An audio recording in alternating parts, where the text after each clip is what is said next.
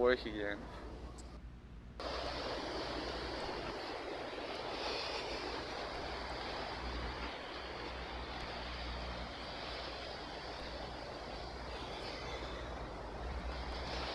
I'm in Queen's Cliff Beach.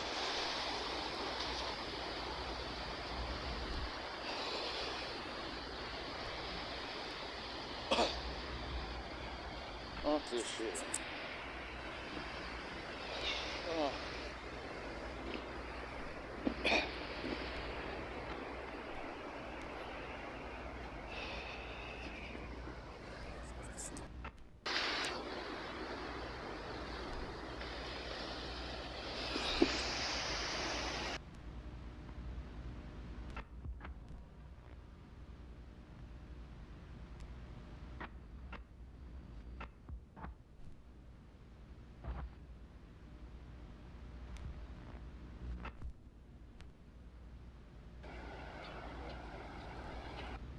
There's some of the goon just there to the bridge.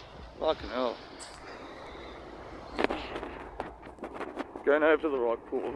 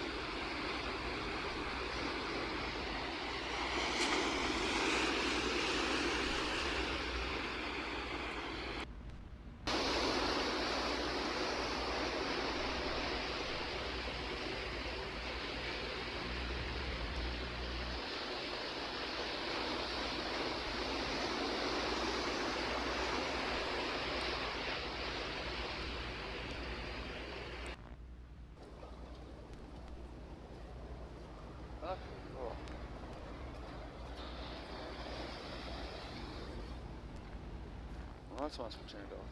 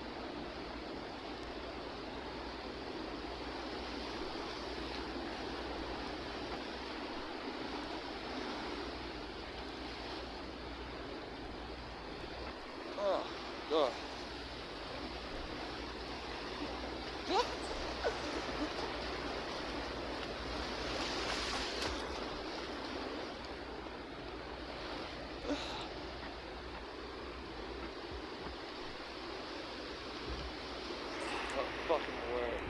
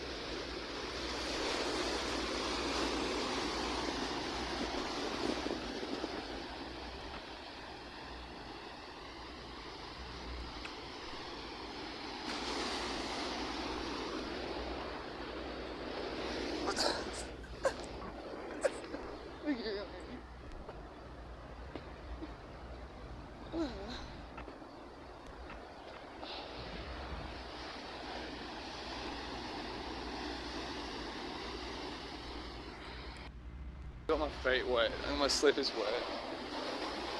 Now,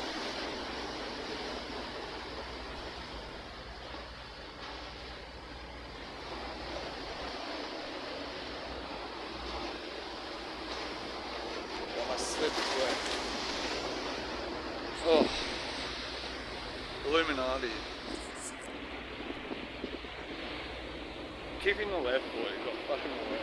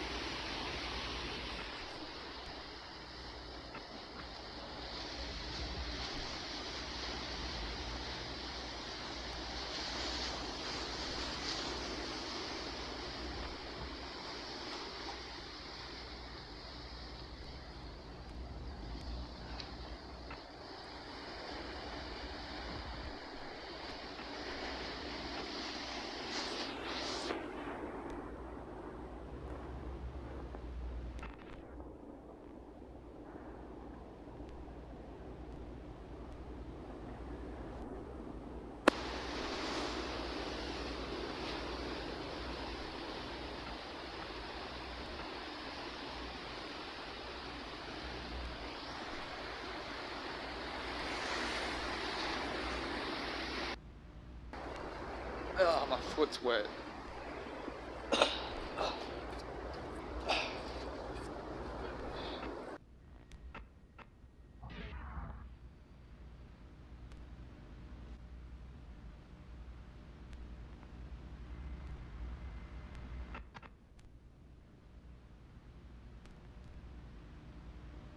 So look at that sand. My foot's wet because the waves came on. Hey? Fucking bullshit. It's pretty cool, hey? I've never been over there at night. I've like walked past it 1,000 times at night. But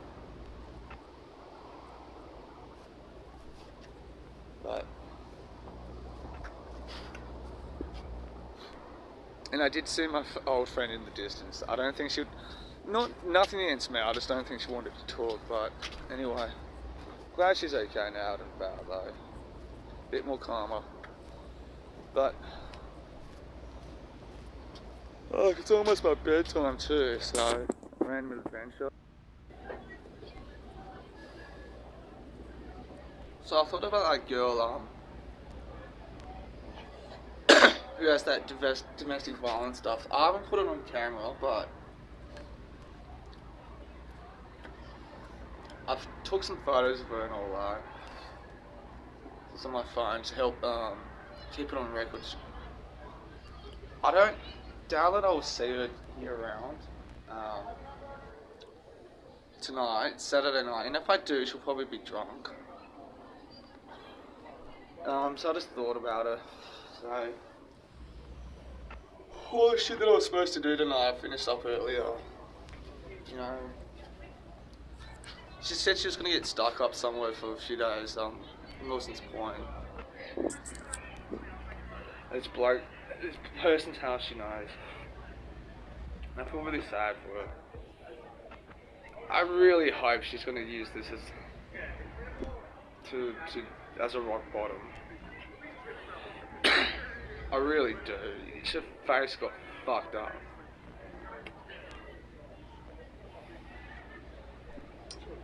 You know, she's probably spent the last few days drunk, so she's like 10 years older than I am, and she can't get her shit together. It's really sad. It's pathetic and tragic at the same time. So, dude, if you know anyone who's getting fucking a shitty relationship, fuck them, you know. You know, encourage them to get out.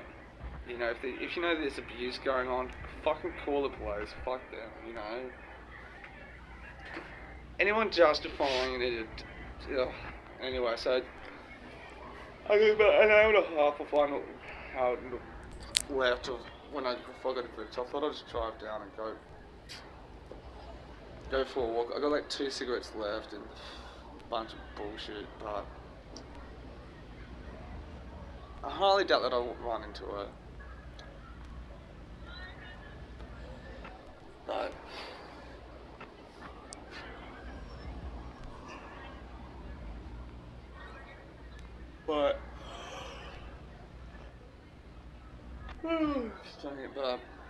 you know, what can you do?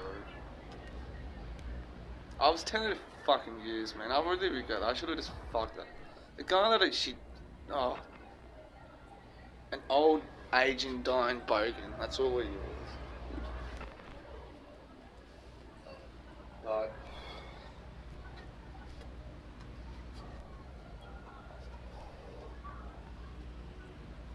But and as for my day, I filmed a movie today. I'm gonna edit it in the next couple of days. I'm trying to change my vlogs around a bit, refine them a bit more. Try to stay one put when I'm particularly going out vlogging too. And again, I'm behind on my editing too.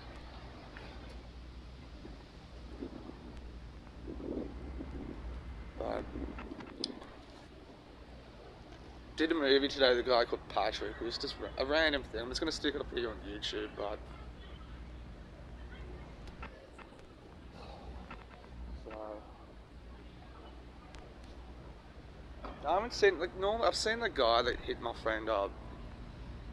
I haven't seen him. I think he's didn't make bail, but apparently he's got some dude who's recently got out of jail and wants to kill him now. Too, so even if he's, because me and my friends thought that he fucked off, then she found out later he got apprehended in the Manly Corso. So I don't know. Like I said, she told me too. Like the places the government stuck her up. Today is Saturday, so they said last Thursday was the last day, and apparently she's gonna go up to Milson's Point.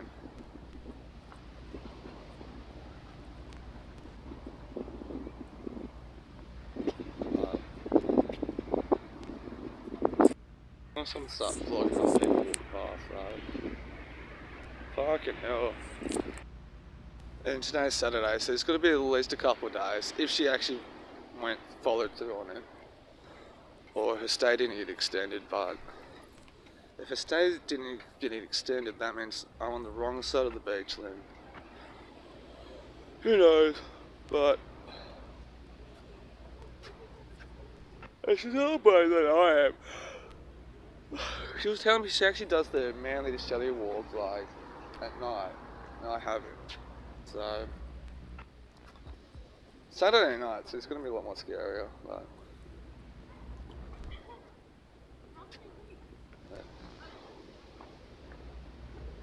those are the people that walked around me when I started vlogging. But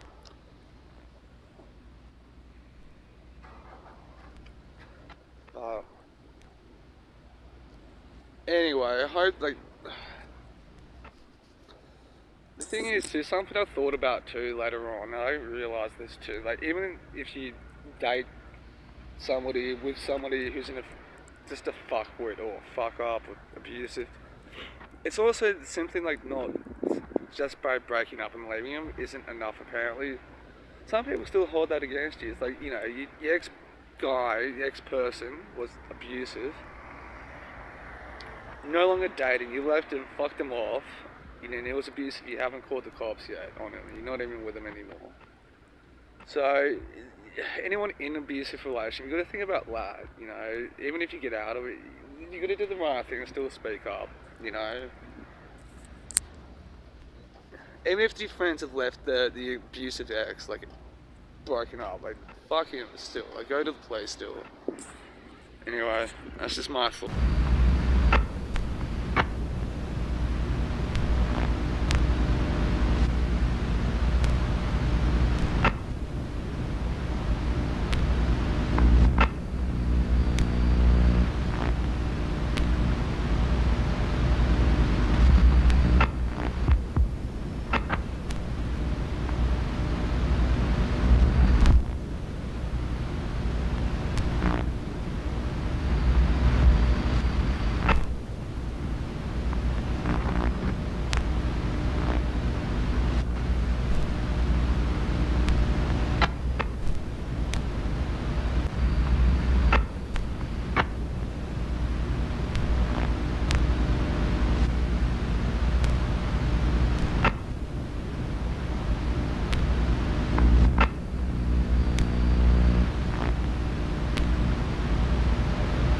People are. I feel really old. Actually, like I said, felt really old being here. Everyone's really young. Oh, okay. Patrick, sorry. Somebody sent me an Instagram message. So I'm trying to I still need a break from vlogging and stuff. Trying to regroup on it. So I might not film as much. But see if I can run into it. So I've given myself the night off, there's the night. A couple of things before I start. That girl that I was kind of mentioning, the domestic violence girl, she's pressing charges on a dude. I think our mutual friend was telling me, I think he said the 19th, the court date, so I'm not too sure on that. So, see what happens. If it works out. Also, I feel like a bit. Yeah, it's Sunday night, so I got all my stuff done for the day. I was going to. I do some chores tomorrow. I got to renew my license tomorrow. So, see what happens. But at the moment,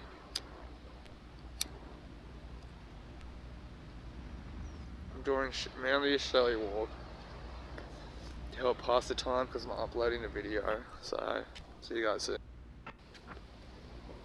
No, I should say, I'm trying to pass some time because I'm uploading a video on YouTube, so I see what happens, okay? So hopefully this will help pass some time, so anyway, let's go for a walk. The nighttime version of Manly to Shelley.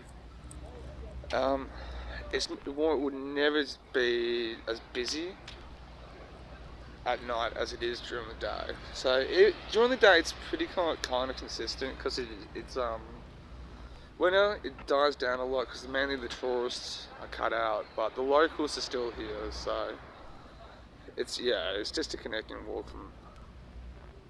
When I showed it on during the day, I showed you some houses. So anyway, here's the nighttime version of that walk.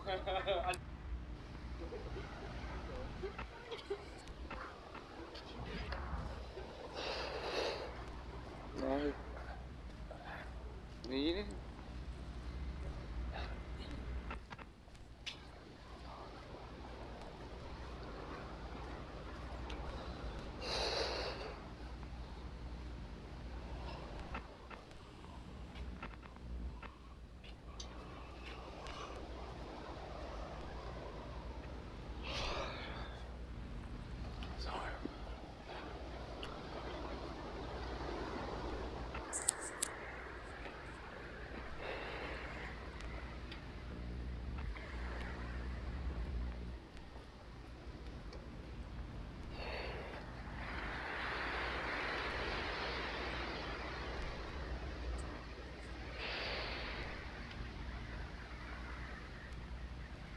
So as you can tell, nobody's around.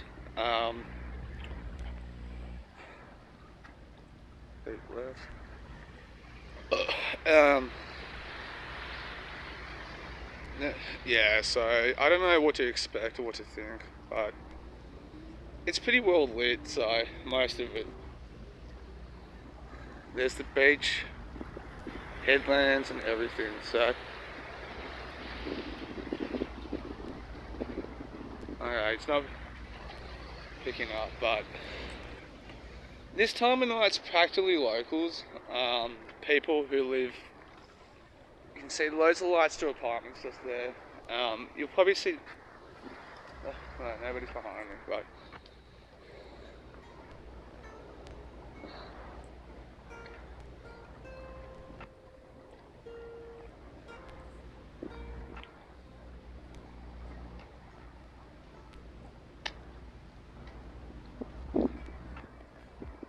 Okay, cool, that's so cool. Back there, there's a guy playing the guitar. So, as you can kind of tell, it's pretty well lit.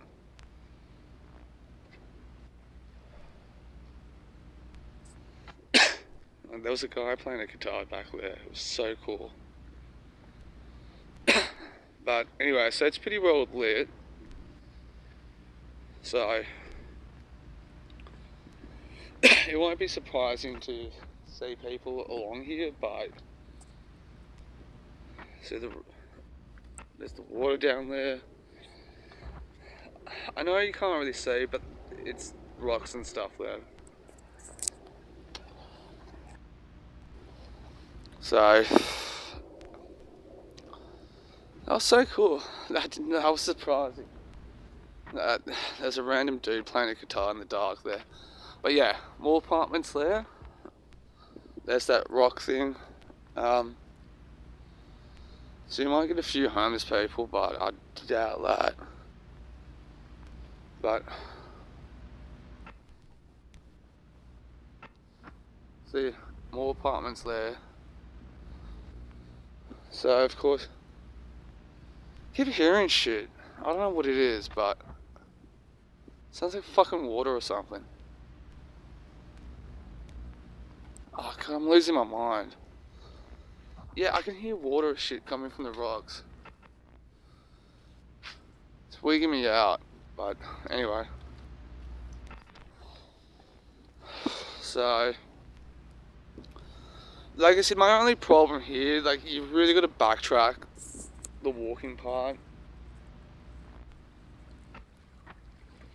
That's my part in it. But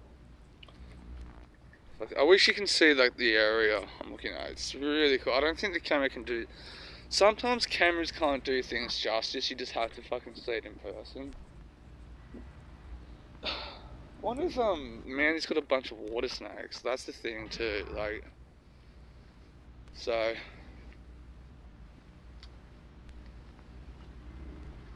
Well, that's the thing. So, to be honest, when no one's around, it seems a lot smaller.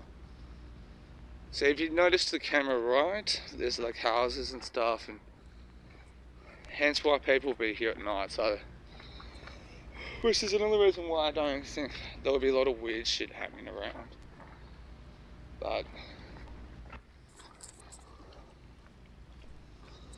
But also shout out to the Action Kid YouTube channel. That guy's an inspiration for my traveling videos too, if I ever do anything.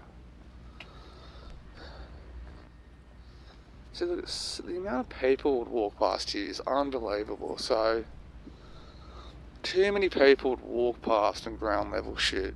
Like, I can legitimately walk past these people's backyards. See? You know what I'm saying? I'm kind of looking into people like strangers' apartments and stuff.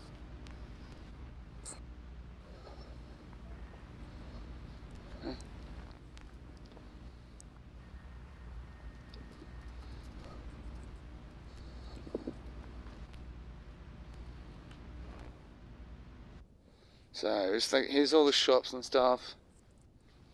So cool buildings and stuff. So there's obviously a street. I can't remember what the street's called, but apartments up there. So it's pretty cool, hey? I'll give it that. Cabbage Tree Aquatic Reserve. But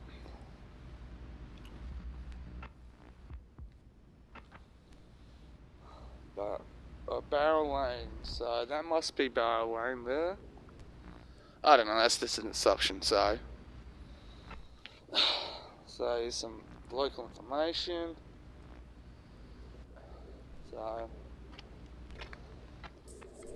I know you can't see the water, but it looks so cool at night. That's the headlands and stuff, so local pool there. So blue lights, so I don't know what that's for, but so houses here, some Illuminati shit there. So I don't know if I ever walked, I can never remember walking this at night. I honestly can't. So I can remember doing it during the day as a kid, but nighttime, no. So I can't remember doing that at night. So security cameras there, so close to consumption. Oh, okay, so that's what it's there. Better look at Manly to Queenscliff and some more headlands around the beaches. So so here's the rock pool, which you know what, fuck it, why not? Let's go for a walk down it. I'm gonna put the camera down and so I can climb down. Yeah, I've climbed down. It actually smells really good down here, surprisingly. Houses there, so pretty cool, hey? So here's the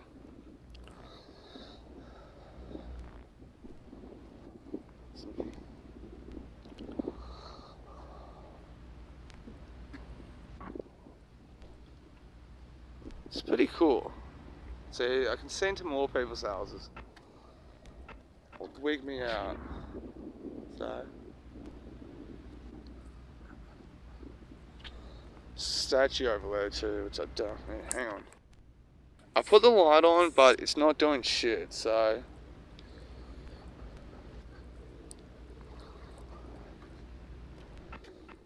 just a better look at what I was walking on just there. I don't want to touch the water for some reason, but look at that. So, see, statue thing. Oh, that's what it is. It's people. So, there's another one here.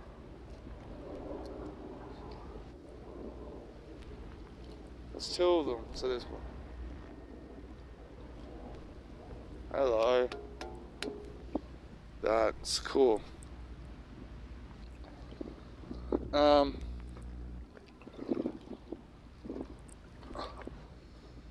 So more steps and shit. Fuck, imagine like coming across a snake or some shit. Rescue thing, yeah.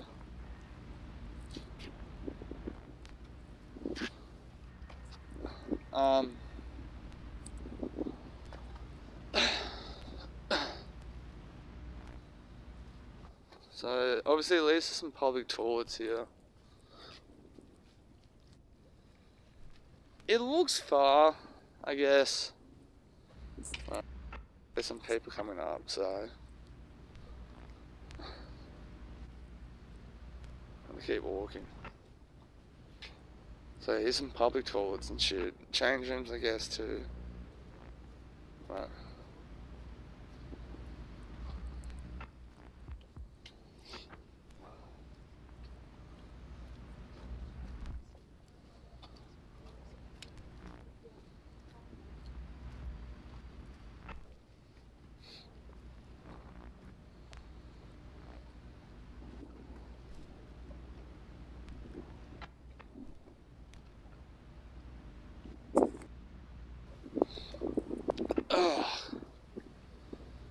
so now I'm walking to Shelley Beach, which the lighting seems to be decreasing. I still feel safe. I'm not being wigged out. Maybe it's one of those spots. It's just going to be here all the time, or right time, right place type of thing to see genuine weirdness. Right. Fuck, if it wasn't for those two people who walked past, I probably would have just turned around by now, but maybe they're locals, like they live along it, but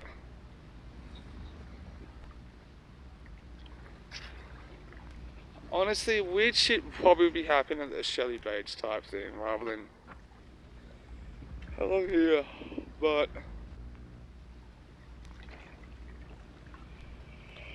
I don't know. I can't sit still, so I gotta be fucking doing something, but okay, I doubt I'm gonna see anything weird. The water sounds great though. So, did the walk. I'm not too sure, but I think I walked past Tony, my old boss. The place that I was working at, the sandwich bar in Bagala, across the road from Eli's. I'm pretty sure I just walked past him. I think it would have been his wife, but like, I don't know why. You know how some places and people, you just feel dumb and stupid and not insecure. It just you can't seem to click on like your normal self. But that was him. So anyway, I promised a couple of things. The 11th volume of Random Poetry I published. My first proper volume of the weekly articles that I've been doing, which is pretty cool. But what else? So it looks like I'm back down in Manly for a bit until otherwise. It's my friend Karen. But so this is my cultural diaries, which is the long formatted version of my philosophy and culture, and weekly articles that I've been writing, blurbs and stuff, which I might have to make some changes to, which I probably won't do to trigger in later. But that's about it. So I've published a couple of things in the e-books and the Kindle. So which is really good. There's getting something done. But anyway, back in Manly for the next few days. Spend some time with Danielle. If she's around, so that's the thing.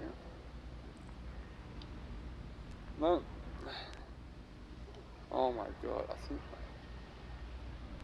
Oh, okay. Yeah. I thought I saw a midget, but it ended up being a kid. Fucking hell. Anyway, so that was the Manly to Shelley walk. I just saw a shooting star. I made a wish. It went over the Queenscliff headland, so yeah, I don't know. Look, Danielle doesn't have a phone because it fucked up. She says she dropped it in the toilet, but I reckon an ex-boyfriend fucked it up. But so it's not like I can call her. She's got my number, but she can call me. She can only call me from like a payphone. I don't know. I just got to run into her. So anyway, little tweaks and stuff. So I got heaps of time left. May as well. Tomorrow, Monday, I've got to renew my license again. Fucking cunts. Which I didn't think about till just today. It's almost done. Fork it out.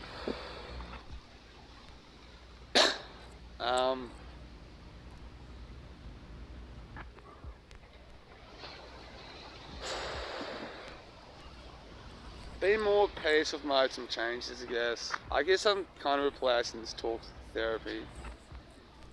We had some bullet points because it's this week, upcoming week, supposed to be recovery week about my addictions and self-help. So I might have to put some lectures up, some spirituality stuff as well, and try to put in some practices as well. And hopefully I'm on to Danielle too sometime this week as well. Down in Manly. I really hope she recovers, man. 1800 respect, man. It's call that number, domestic violence. Look out for signs, learn how you can help. I know country to country, state to state, it's going to be different laws and shit. So all I can say is maybe find out what you can do as a person knowing people who are in that sort of situation. So anyway, that's what's on my mind at the moment. Self-care, recovery. Still got to be a better man. Try to be a bit more conscious as well, because first 4 to 6 years of my recovery, it's been like that. Just being conscious and active, and then letting it go, and then swinging back. I just want a consistent, slow burn. So with that shit, so who knows? I've learned a lot. Tim Billard as well. Learning a lot about him too. I can't. It's that shit I find hard to struggle to sit through and listen. But I also got another coffees at Mark Wahlberg's. I've been going to Starbucks, which is next door, but sometimes they're fucking busy. Really fucking busy. And I've been swinging over to Wahlberg's Burgers to get coffee. They're alright, to be honest. I don't know. A couple of times they were bitter. But hey. Anyway, see what other kind of.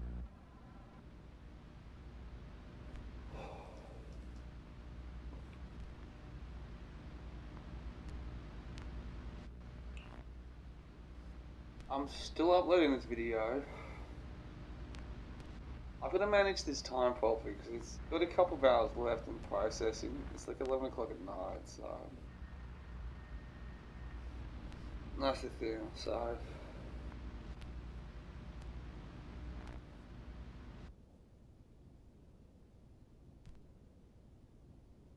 there's apparently like an hour and 52 minutes left, so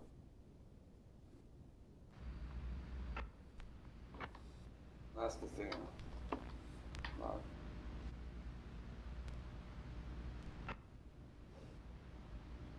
JFK Jr.'s fucking on being interviewed. Look, he seems like a really good man, but he's too much of a robot for me.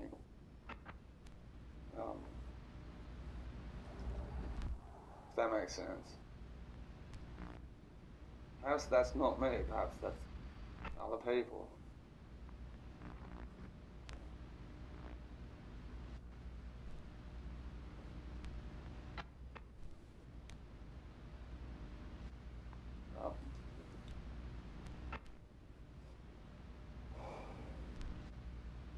So my YouTube watch time's gonna be fucked up. It wasn't for stuff like this.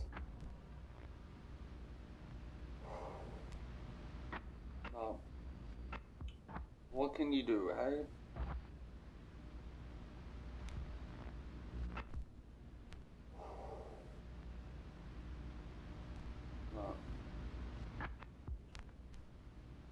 Back at home, smoking a cigarette. 2 fags left. I've really got to quit smoking too, guys, but I fucking enjoy it too much.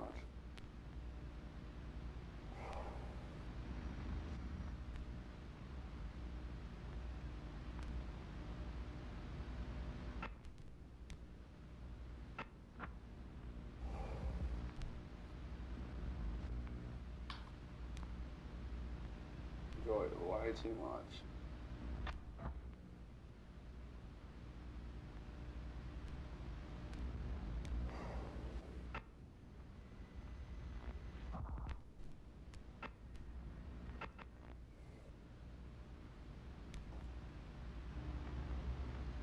$64%.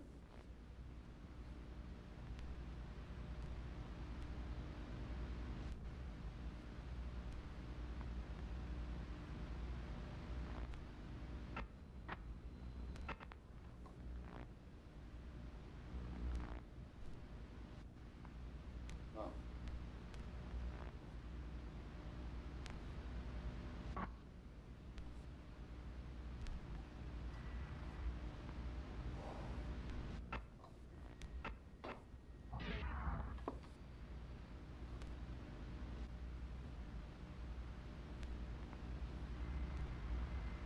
Oh fuck, there's another one going. And the subreddit's going on fire.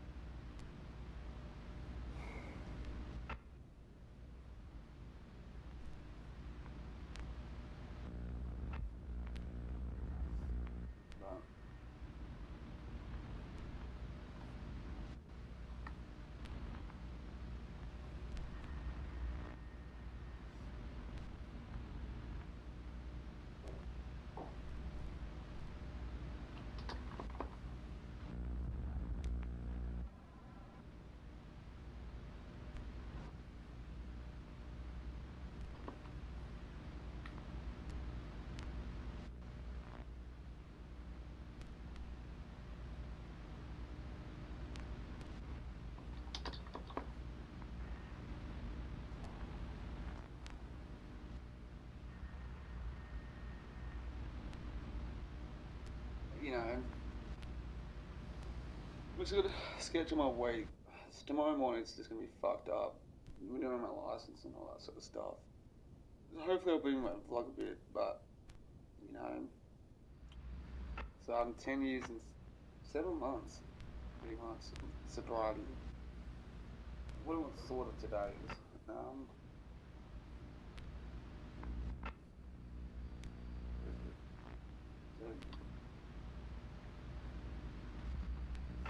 should really talk a bit more about McCarthy.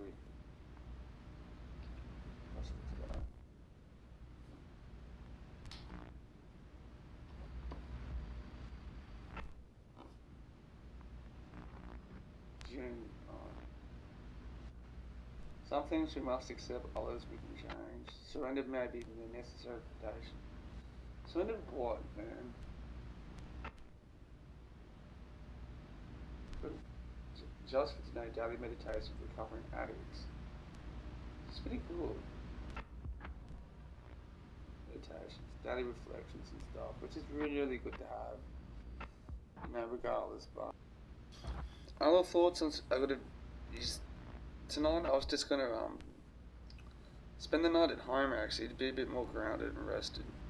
It's just something I haven't been doing. I've been really disjointed lately, not sitting on the one thing. Something I should probably focus on a bit more, but it's also I was gonna spend the night home just reading books, watching movies, something I used to do. But I went to the Manly meeting earlier tonight, and I had a walk around Manly a bit, hoping to find that girl a bit, just to catch up with her. Well, what can you do though? Uploading stuff. I did manage this with the last few videos, it's just not been good. Okay, so we will start, although we could, in theory, wait for more people because they have tons of projects and the selection is already quite long. And Daniela tends to talk a lot, very interesting things always, so yeah. This is Daniela Ortiz from Peru. She's living in Barcelona for 5 years now, but she is always going back to Peru and making projects in Peru as well. And Jose Quiroga is also living in Barcelona, and they collaborate works in projects together that are always in the limits of art and activism, although they understand art as what is an activism. So yeah, and I will not say more because I think I will just as well interrupt. Okay. Yeah. We use. I don't know if you listen it like this, we can hear. Yeah. Yeah. No, I would just. Yeah. Yeah. So it's, yeah. It's a bit weird. Well, yeah, we are Daniela and Joseph, and I wanted to mention that it would be interesting while you speak if you interrupt us with the questions while we are talking, so we don't keep all the questions to the end. And Iman is going to be making questions while we talk. In a way, well, we started collaborating in 2010, and I have like a previous work from that, from our collaboration in 2010. So I will explain a couple of previous projects that are still going on and we still develop together. And also I will speak more because I speak like better English. I came from Spain, the black hole of English language. And in Peru they love Americans, so. Okay. So I'm going to begin with this one that is called 97 Housemates, and it's a selection, well, it's not what you're seeing in the image, but it's a selection of 97 pictures from the Facebook profiles from people of high class in Peru. Okay. No, too much.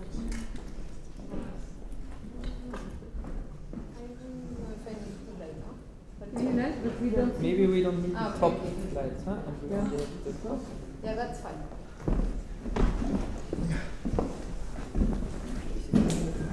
Yeah? Yeah, a little bit less.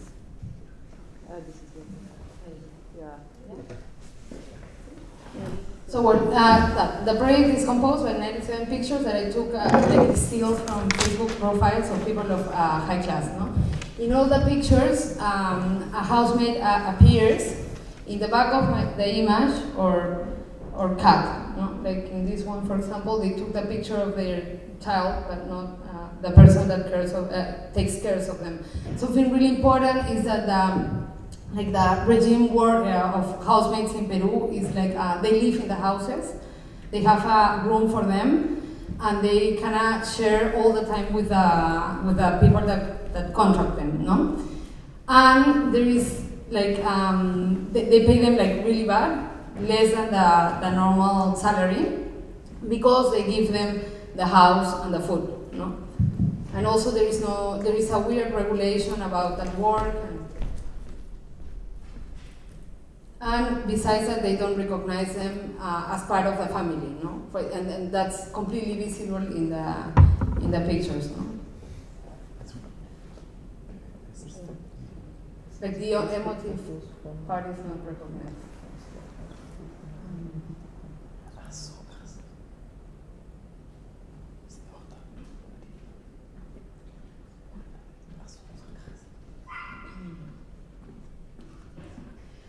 For example, this picture was taken in a studio. And it's really, I have a whole series of this day.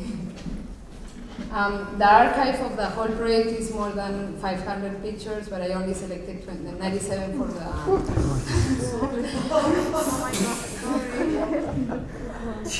Nothing happened.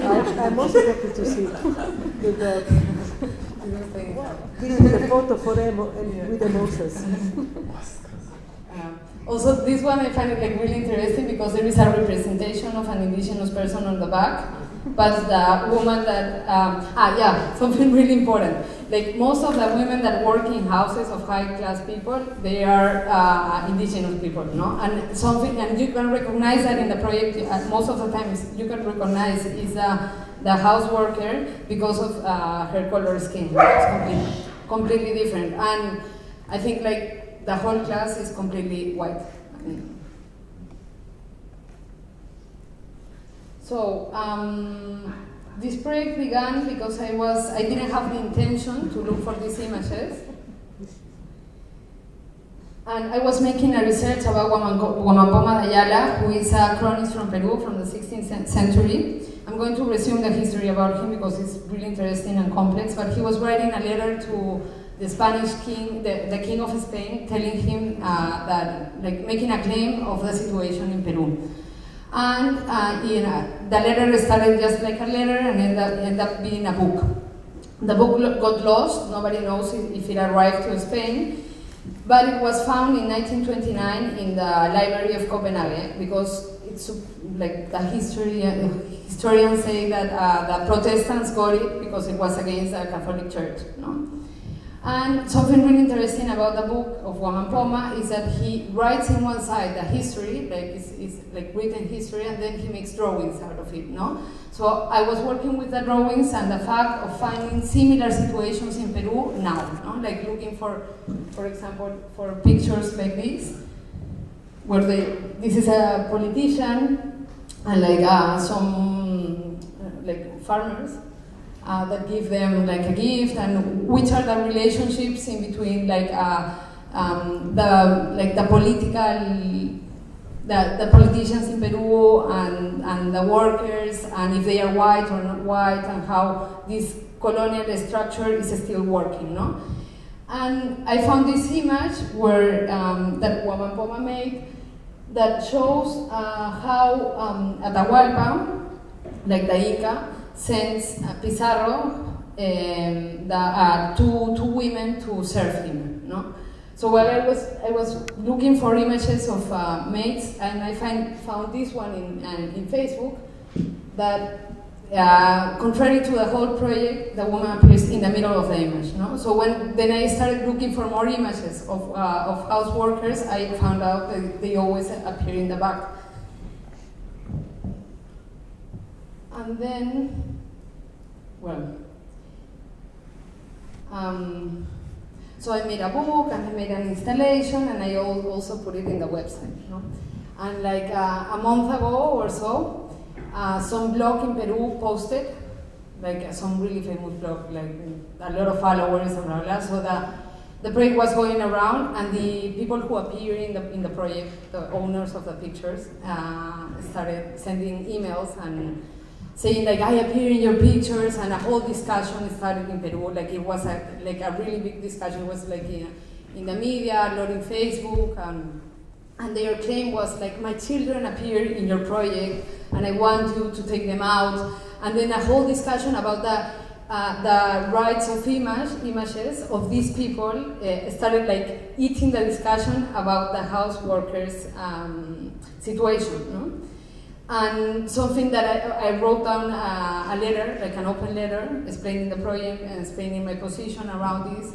And something that I mentioned in that was that they have everything open, and besides that, you can find these same pictures in social magazines. That is something that they use a lot to maintain their class. It's like magazines that show their life. For example, if they have an activity in a restaurant, a photographer of a magazine goes, takes pictures of these high-class people, and then they print it, share it in Facebook, share it in a website and everything. And their kids appearing in these same images with their names and a lot of information about them. So in a way, the project wasn't putting them in risk, no, as much as these magazines put them in risk, no. And also, I don't know, Imani, if you want to comment something about because this discussion. For me, it was like so like interesting because the blogger that posted this was a sociologist, anthropologist, and so like the commenters like that he has often like tried to make like a social analysis, blah blah. So it started a really strong discussion around the notion of race, and also went to the media. And what I found really interesting, like how you mentioned, is that since they were saying there is no situation of abuse in the picture, so why why is this racist? And the whole thing that why people wanted to be taken out of the project, and the kids said somehow it's like I'm not racist, therefore, or I'm treating her well, I'm giving her food and clothes or whatever, and so there is no questioning of the system itself.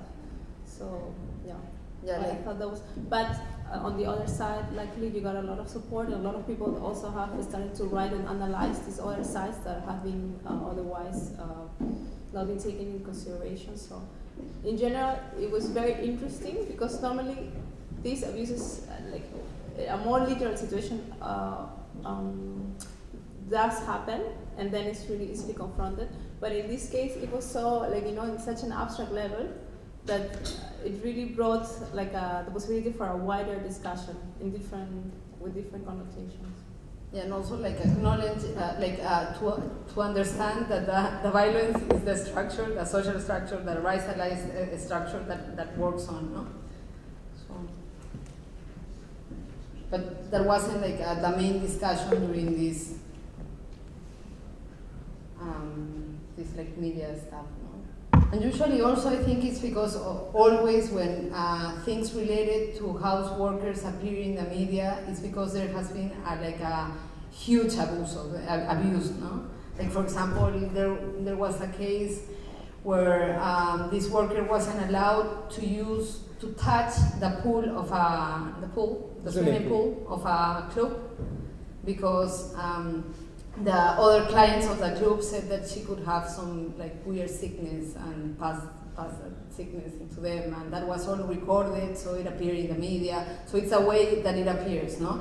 And it's usually understood that if you don't treat her bad, I mean, if you don't insult her or shout her or anything, then everything is okay, no? But the structural violence is not taken into discussion. What is the title of your project? 97 Housemates. Okay. Yeah, and also the book. Yeah, the book doesn't have anything in the cover, not even the title, and then you see the whole pictures, and then you find the title. So it usually works that people see the pictures, don't see the worker, and then they get to the title and One question to this project. Because I think I like the idea of using this very popular medium of Facebook images to somehow portray this social structure. But my question is, because you have different images, and then some images like this, and where you only have the hands, where the people are actually not identifiable. Not the children are, but not the maids themselves. Or house workers are not identifiable, but you have some images where they are actually clearly identifiable. But still, kind of these pictures, they are reproducing a kind of invisibility. So the question for me is, when you publish them, and especially now when you said that it created such a big buzz, which is cool, I think, but I would also wanted to ask if there were also some of of the people who are pictured who are not the who are actually the house workers who voice themselves, because actually they are pictured in this way in a quite passive role, not in a very strong, not as very strong subject. So that's what I was wondering, how they reacted to this kind of strategy of showing. Well, I didn't have contact with the people who appears in the pictures, but I did say that the claim of the owners of the pictures were only because of their appearance and their kids' appearance, not that the other people that appear, and that they never asked permission to these people for appearing in Facebook and putting pictures of them because they appear in the picture, no?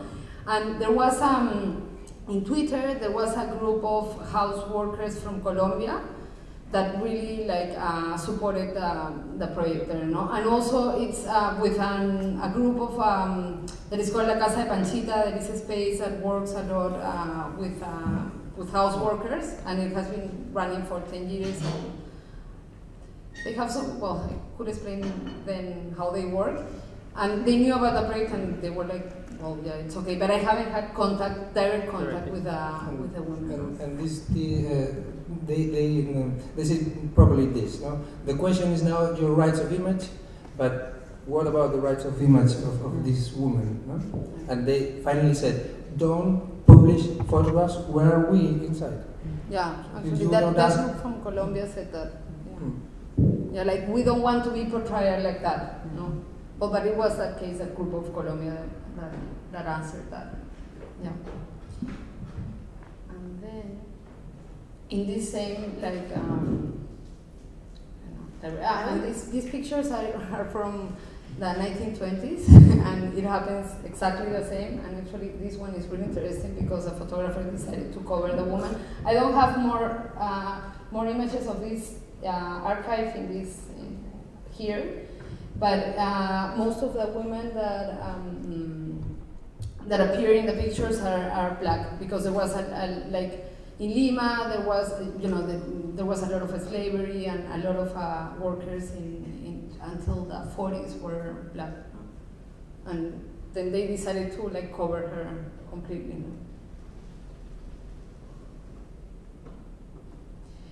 And then this is the other project.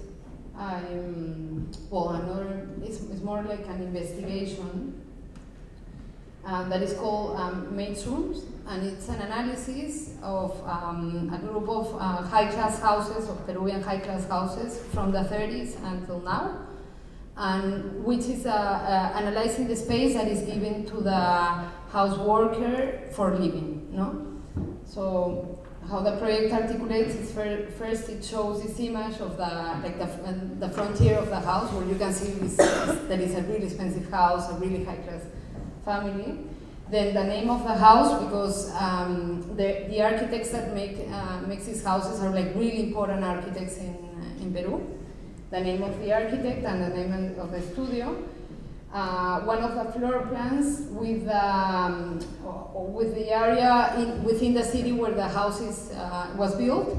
From the 30s until now, they only have used 4 neighborhoods, which was really in a city of 10 million people. And then the complete area of the house and the year it was built. And then the floor plan where the maid's room appeared, that is up here. And the size of it. In this case, it's almost 4 square meters. No, that is nothing. Also, it doesn't have a window, and it's and this is always. They never have windows, and it's near the laundry area and near the kitchen on the back of the house. And then I made this comparison of the other rooms of the house and the room that is for the worker. And then I added the curriculum vitae, I don't know how you say, of the architect, because this project is all conceived to make, try to make a critique, not only to the owner of the house, but the architect, who is the professional who is responsible for taking this decision, no? That the last professional that is there. And this is, for example, a house from 1958, which this house won a lot of prizes. and it's copies a lot like Mies van der Rohe style. Yeah, and most of the architects that I picked up are teachers in university, and also all the floor plans and the pictures, everything was taken out from architecture magazines that legitimize their work. No? This is, for example, it's over there, the room, and it's on the basement. Even though the house has a huge garden, they have decided to make the rooms for these women in the basement. And without, and you see here it says deposito. It's even bigger. The place where you put the things you don't use. What? Storage. The storage is even bigger than the room that is for them. No. Or for example, here you have the studio, like I don't know, for painting or doing stuff, or the place for getting dressed. This is a room of the kids for playing, all this area. And then this is the difference in between the rooms. Something interesting and shitty that I found is that the spaces has gotten much more smaller with the years, but the houses didn't. The houses are as big as they were in the 50s and the 30s, but the spaces that are given to the workers are much more smaller. Well, this is how it's presented. And during because I made a show in Lima, we made these posters that says habitación, like a maid's room. There is no excuse for their ubication and dimension, and then the website of the project where you can find all the information. And we had that idea, but we didn't have time to do it. And it happened. Someone took a bunch of them and put them in architecture schools, and it was a lot of people were getting into the web and checking the project, and then a few articles were written. And actually, one of the studios that is in the project wrote an article, and there I find something really complicated with this project, because a lot of people read it as saying well, okay, they should make them better rooms, And it's no, the problem is why that person has to live in your house. If it would be a textile factory, it would be considered slavery, But as it's a house, it's not considered slavery, So that's a little bit of a problem that I can find in this, in the way it's written. And then now I'm working on making a fake coffee table book, Taschen style, and I just want to make 200 or something like that to put it in some libraries and some some art architecture schools and stuff like that, to introduce it in those spaces and use their same aesthetics and the same object that legitimize their work to do the opposite, Well, that would be something like this. And the analysis was made, the archive is 60 houses until the moment, But I keep on putting, in the website you can find houses from 2013, and then I keep on putting more houses. I don't know if you want to say something. No.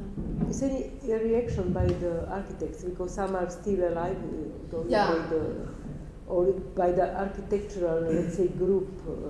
There was one article written by a teacher of one architecture school, saying this is a big problem. We haven't seen this area. And one of the studios that was really interesting. One of the studios that is mentioned in the project wrote an article and made it public, saying that we made a mistake. We have been making a mistake for a long time.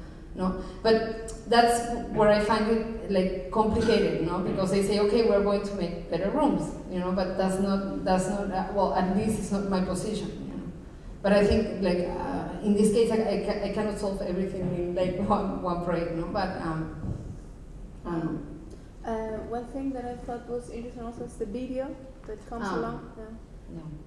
and then the finding out.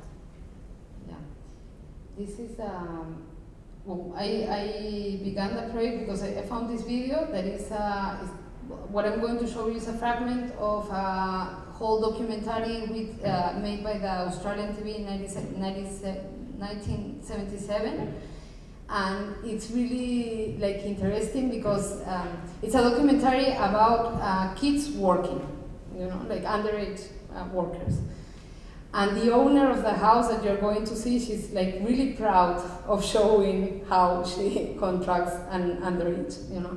This program was only broadcasted in Australia, not in Peru. Do you know which other countries were like selected in this?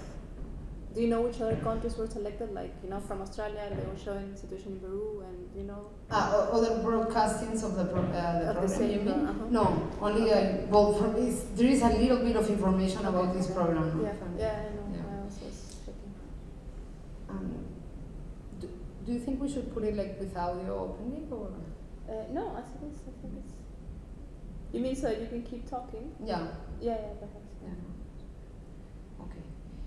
Well, it shows how this woman shows the girl that comes to work to her house, and she shows her all the house and explains her everything that she has to clean. No, she's like telling her, okay, so this is the living room. You have to clean this and clean the windows and clean this and blah blah. No?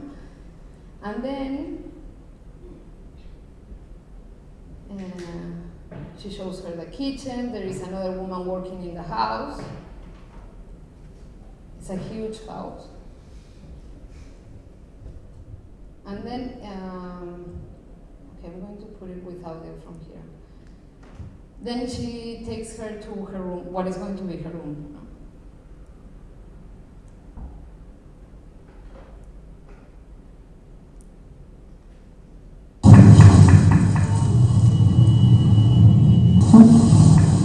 Jeanette is lucky. She's made a good impression on the streets, and she's allowed to stay.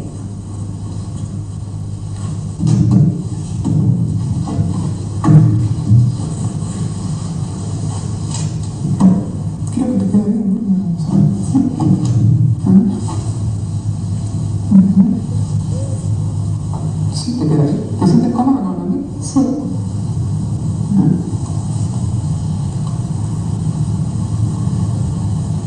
Ya. Me faltan botones, acá se tiene que poner un botón. Ya te daré el botón. Ya, mira, este es tu cuarto. ¿Ves? ¿Tú vas a dormir arriba? Ven, duerme abajo. ¿Bien? Entonces, acá, este es el closet. Las dos guardan su ropa ahí. Acá ven sus cosas. Acá tienes tú. Y hay las dos. Esas son cosas chicas. Aquí puedes hacer tus tareas, ¿no? Después del colegio. Y esta es una vez a la noche, esta es la de Benny y esta es la tuya. Bueno, y después te explicaré. Ahora voy, un ratito. Something really crazy that I found out is that the owner of this house is the actual director of one of the most important architectural schools in Peru at the moment, no? And the house was designed by himself.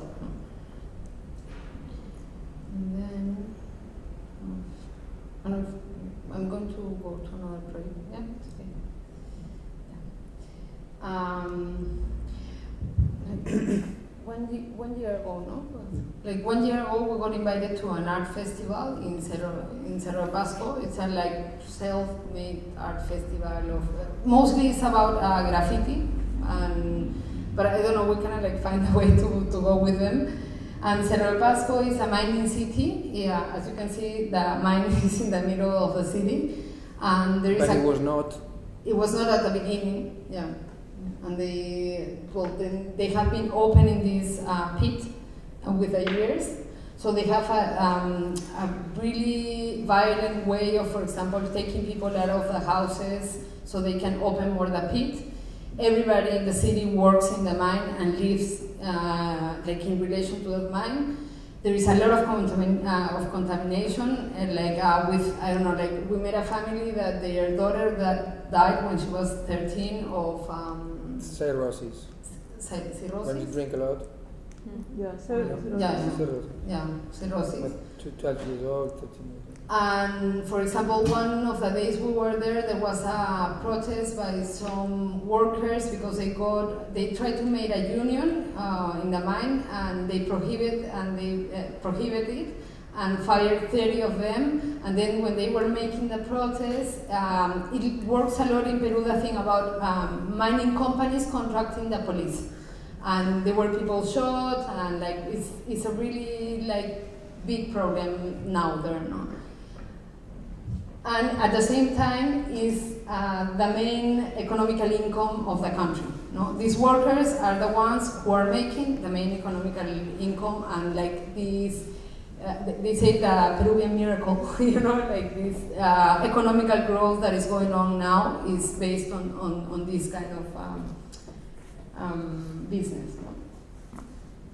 So we decided to investigate who were the owners of this mine, and we found out their names and all the like the executive, I don't know, the CEO, yeah. And then we look for information about their houses and where do they live and how do they live. No, so we found their addresses and took pictures of their houses, and then make like a big. I don't know. Prints. We make huge prints and stick it on like the outside of workers' houses. No? Because this encampment but the mining company is the proprietary of this encampment, and the workers are responsible of keeping it clean, or I don't know, if a window breaks, they have to pay, and they for 12 hours of I don't know how to say it, the tajo. Mining they paid $400 or something. Or something like that. It's not enough to live. Yeah. And this is, for example, this sounds more hippie, but like, it was the front part of one of the houses, no, that is like completely green in Lima, and like because all the owners live in Lima. No? And then. These images which are on the houses are advertisement, or what is it? No, this is the houses of the owner of the miners. Yeah. Really? Yeah. Okay. Yeah. Okay, sorry. Yeah. That's a break. And you said the name of the camp. Yeah, and on the bottom it says the name of the church? The name of the position in the company. The position in the company and the name of the person. No, I mean the name of the camp. The name of the camp is 1st of May. 1st of May camp, yeah. And something really crazy happened because... This is the name of this. Yeah. Educational work. Yeah, it's called 1st of May. Around 40 blocks, lager style blocks, you know, and that's the 1st of May camp. Yeah, and it was built in the 50s, no? And before going to Cerro de Pasco, we were in a demonstration in Lima against like another mining company, and so we were there recording and like making some interviews, and we find out there was a group of workers from this company. So we asked them like, why are you here, blah blah, and then we told them like, yeah, I think we're going to Cerro de Pasco to work, and then when we arrived, we met them in the street one day and said like, hi, how are you, blah blah.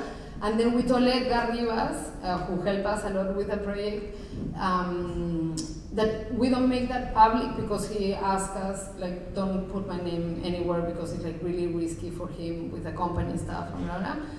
And then we told him like, yeah, can we show you the place where we're going to stick the stuff? And it was, one of the houses is his house. And he like, he and a lot of guys that were fired because they tried to make the union were like helping with the project. And what's the average age of these workers? Workers? Yeah, yes. In between 18 and 60, 50, 60. Yeah, usually they die pretty young because they have been like exposed to all these, and this mine is of silver and plomo. ¿Cómo se dice? Play. Yeah, and that's the most dangerous like stuff. They're is hospital in this? Yeah, there is a hospital, and there is a whole stuff. They make the exams of you can see like propaganda in the street saying like, go and make your exam to see how's your blood and your metal levels and blah blah. But they never give back the exams, and it's always like really corrupt. Published. Yeah, they are never published. It's just for the image of the company. Yeah. Mm-hmm. And then, well, a week after, like somebody, well, we're not sure who made it, but we're sure it was a company painted on top. And why we think it was the company, it's because all the names were like ripped off. All the names of the owners of the houses were like taken off, no? And we were talking with Imaina before that the owner of this company died in 2011, and a lot of people inherit a lot of money. And three of this group of people, familiars that inherit, are artists, like young artists, like us, like our age, and they got like $25 billion or something like that.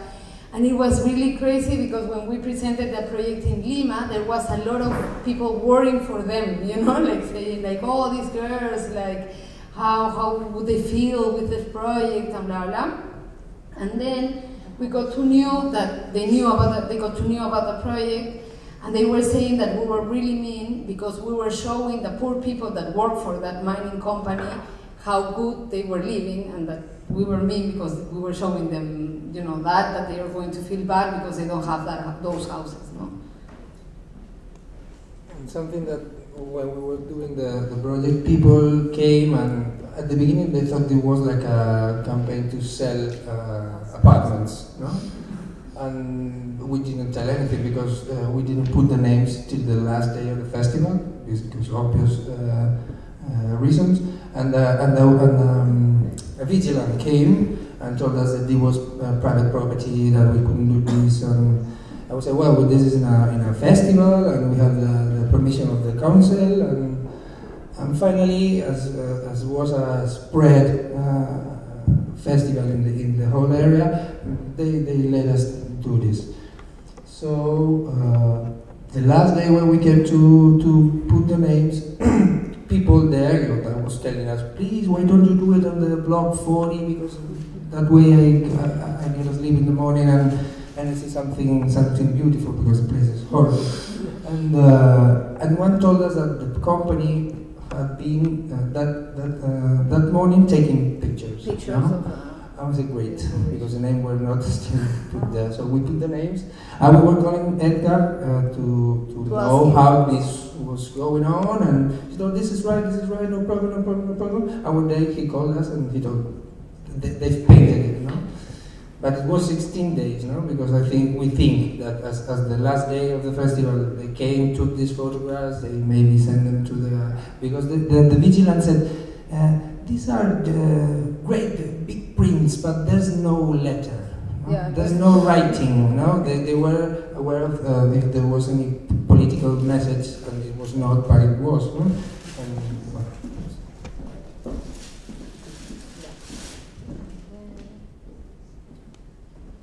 Yeah, this is another project, and yeah, it was everything. Actually, this other project, the one before, and the one about the main room were developed in parallel.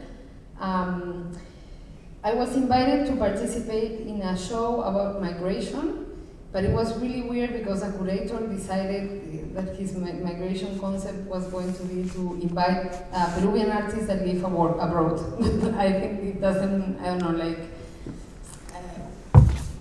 I think we have a pretty privileged situation. We went to study abroad, and a lot of them decided to live in New York because they want to live in New York because they are artists, and no, it doesn't have to do anything with migration. So, I started making a research about how many Peruvians were deported from the States, no? And at the same time, I was making another investigation, and then I will show about the immigration system and the figure of private companies in immigration control in the States. No? So I found out that, for example, in this data, no, that is, it says like 1,250 people, 50 Peruvian are deported each year. 363 are not are considered criminals. This criminal concept can be that you stole one day, I don't know, a bag of candy and the police came or something like that, or you passed by a red light or something like that, no? Like really minor offenses. And 887 didn't have any criminal records, no? So then also I was reading a lot about this technique that they use, and I don't know, in Spain it has been used, but it wasn't so legal as in the States. It's called forcible drugging to deport. So they put you like some kind of, I don't know, they dope you with a quantity that you are not completely enslaved, but you cannot put resistance during your deportation. And this is usually used for deportations that are carried on commercial flights. So as you might know, like in a commercial flight, there is much more chances to stop your deportation if you put resistance, and the pilot of the airplane decided not to carry on the deportation. So while reading this, I started like thinking about the fact that Peru, the Peruvian embassy and whichever embassy has to sign these deportations. They have to accept these deportations. So they have a responsibility in this game. No, they are like I don't know. Spain could not deport people to Ecuador if Ecuador wouldn't accept those deportations. The same with Bolivia or with other countries, because actually, for example, in the case of Somalia, that there is a really complex situation with the government. They don't accept the deportations because there is not a clear structure to accept them. So deportations to Somalia cannot be carried on. But they have found a third way to do it, that is to deport to Senegal, for example. And they have a contract with Senegal in the way that Senegal is going to accept all those deported people from Somalia that were in Spain before. And I was thinking of something that was really strong and a really strong protest in Peru in the 90s. Yeah, it was the 90s, no? Or no, 2000, the tierlist. Yeah. There is a free trade agreement. There was a huge free trade agreement signed in between Peru and the States to make commerce like really easy. So I kind of like put these two issues in connection. No? You are signing a free trade agreement for allowing, like, I don't know, like to bring corn or whatever, but at the same time Peru is accepting these deportations, no? And so I made a video of. Can I ask you how you got to that numbers? From where? This is wonderful. Yeah. The states have a thing called FOIA, that is Freedom of Information Act. So every certain years they release information which is not dangerous for them anymore. When they have already like covered themselves and changed some law or changed some norm, or that information is not going to put them in risk, they release this kind of stuff. And when I was looking for the companies that profit with the business of deportations and detentions and everything, I also find out that ICE, which is Immigration and Customs Enforcement, that is the agency that is in charge of immigrants control, they kind of like put their achievements in their website, and this is their achievements, no? And they are pretty open with that, which is really like dangerous as well. It's just, in a way, sometimes in Spain we kind of like claim a lot that the government is not giving any data, no? But then when you see the case of the states, they are so open and so clear with it in a way that is like scary, no? Because they do it anyways, no? So I'm going to put it in silent. What I did was like a really simple video where I appear reading, giving information about deportations carried on, the Peruvian deportations carried on during the same years that the free trade agreement was signed. No? And then I explained the legal way in which people are drugged for being deported. And then I received doses of the same medication that is used for the deportations. And when I'm completely drugged, I start reading the free trade agreement of Peru.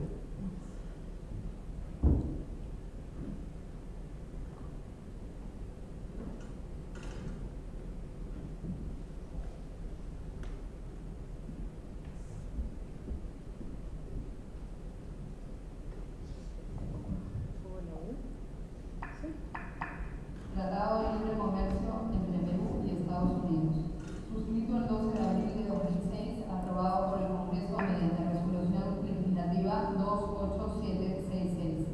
Fue puesto en ejecución mediante Decreto Supremo 009-2009, publicado en el Diario Oficial Peruano el 17 de enero de 2009, fecha de entrada en vigor el 1 de febrero de 2009. Cada parte otorgará trato nacional a las mercancías de otra parte, de conformidad con el artículo 3 del Acuerdo General sobre Aranceles Aduaneros y Comercio de 1994, incluidas sus notas interpretativas. El trato a ser otorgado por una parte bajo el párrafo 1 significa con respecto a un gobierno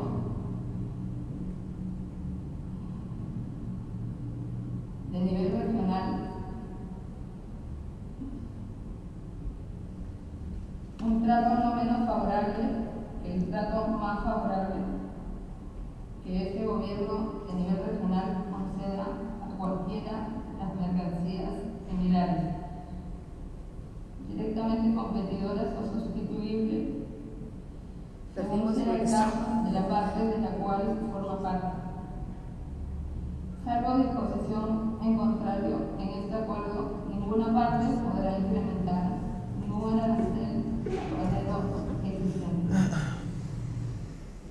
So how you present the project? It's the video, in the public space, or because it's all done. Yeah. What we usually use is internet.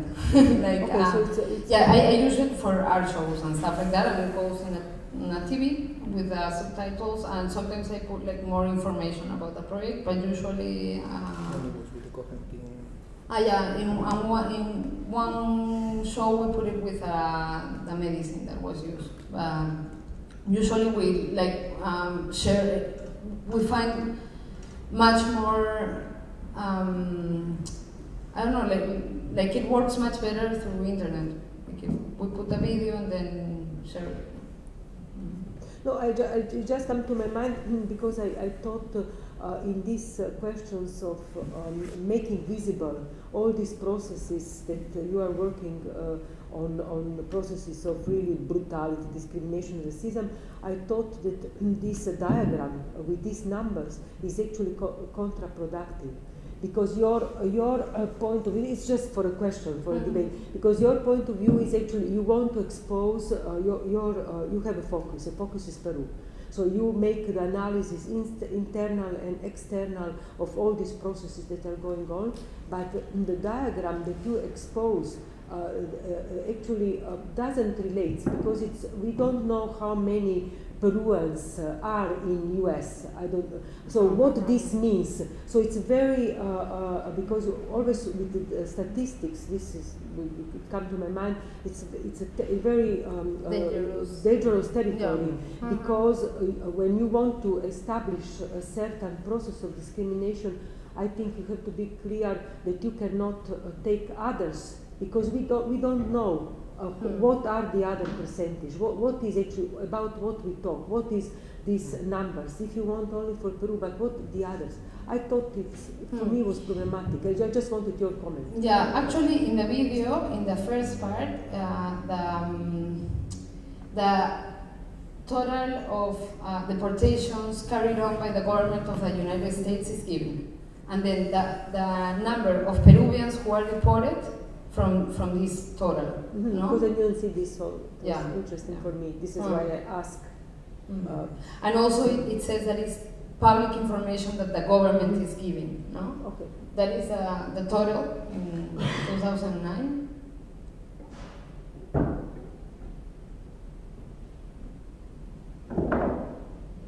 And something that I decided to add is the fact of the criminal record, because they use a lot of these squares. For example, all the how is it called? They had this huge program developed that at the end was like a propaganda program saying that immigrants are criminals. So I don't remember the name, but well, Secure Communities program, no? And that started like a huge like riot in like catching immigrants at the end, no? With this excuse. So I find it really interesting to give the information of how much of them doesn't have any criminal records, which is always much more, no?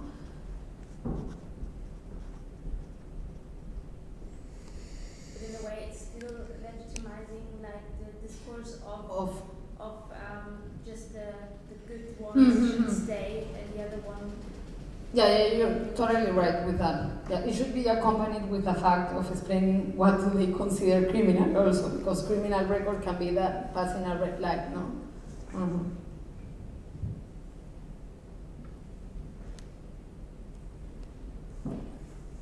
Okay. Which kind of drugs? That was the one that I got, because I used Cogentin, Aldol, and Ativan. And in Peru, it was only possible to find Aldol and Cogentin. And it was Aldol. Yeah. Aldol is what? It's like a psychotropic. PAM, benzodiazepam. Like something like bromazepam or something like that, but it's liquid. Yeah. And for example, in Spain, they were carried. Different. What? No, it's just that every. They don't know bromazepam. Bromazepam, yeah. It's like sedation. Yeah, sedation. For when sedation. you are having pains or something. Yeah. Or that you are like too, I don't know, like crazy or something. Yeah. And for example, in Spain, there were a lot of denounces about this situation of deporting people and using drugs for deporting them.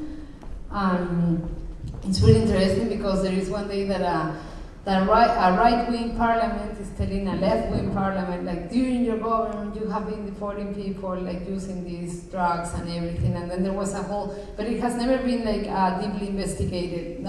They were also telling that in the food they were putting stuff to the people, so they were calm, no? To everybody in the immigrant detention center. And actually, because we find recently a norm of the police for deportations in Spain, and they use that. They say that in exceptional cases they can use drugs for calming the deportee. And the responsible is the officer, not a judge. So the officer on the ground can decide to put it if he thinks it's needed. Yeah, which is the same in the States, no? Because in the States there was a whole polemic about this situation, and then what they did was to say, okay, then police has to write down a document explaining why they are going to use this drug. Obviously, we don't think if a judge signs it, it's good, no? But but the legal way they get to it, no? It's like, okay, you have to write down another paper, and that's it. This is like, going back to, like, this was made in 2009 or so. When I moved to Spain, I found like, I finished university and I started working because I didn't have money, and I was working in a store and I didn't have time for making art. Like, they were like demanding me in university, you know, like, you have your studio and you have your ideas, your investigations, and you need money to produce the projects and blah blah blah. No? But I was working 40 hours a week or more, and so at the moment I started doing, not so conscious about it, but I started doing projects inside the store I was working. Also, it was a really interesting context because it was a chocolate store, like really high-class chocolate store, and something that was really aggressive in that store is that they sell chocolate with gold, with 24-karat gold. And also they had all these, like, you know, this history of chocolate, which is completely, you can link it completely, and it's completely linked to colonialism and all that, no? So one day I started like doing stuff there. So the first little thing I made was this during, well, Spain celebrates the 12th of October, their national day. The 12th of October, what? The 12th of October is the day they discovered America, no?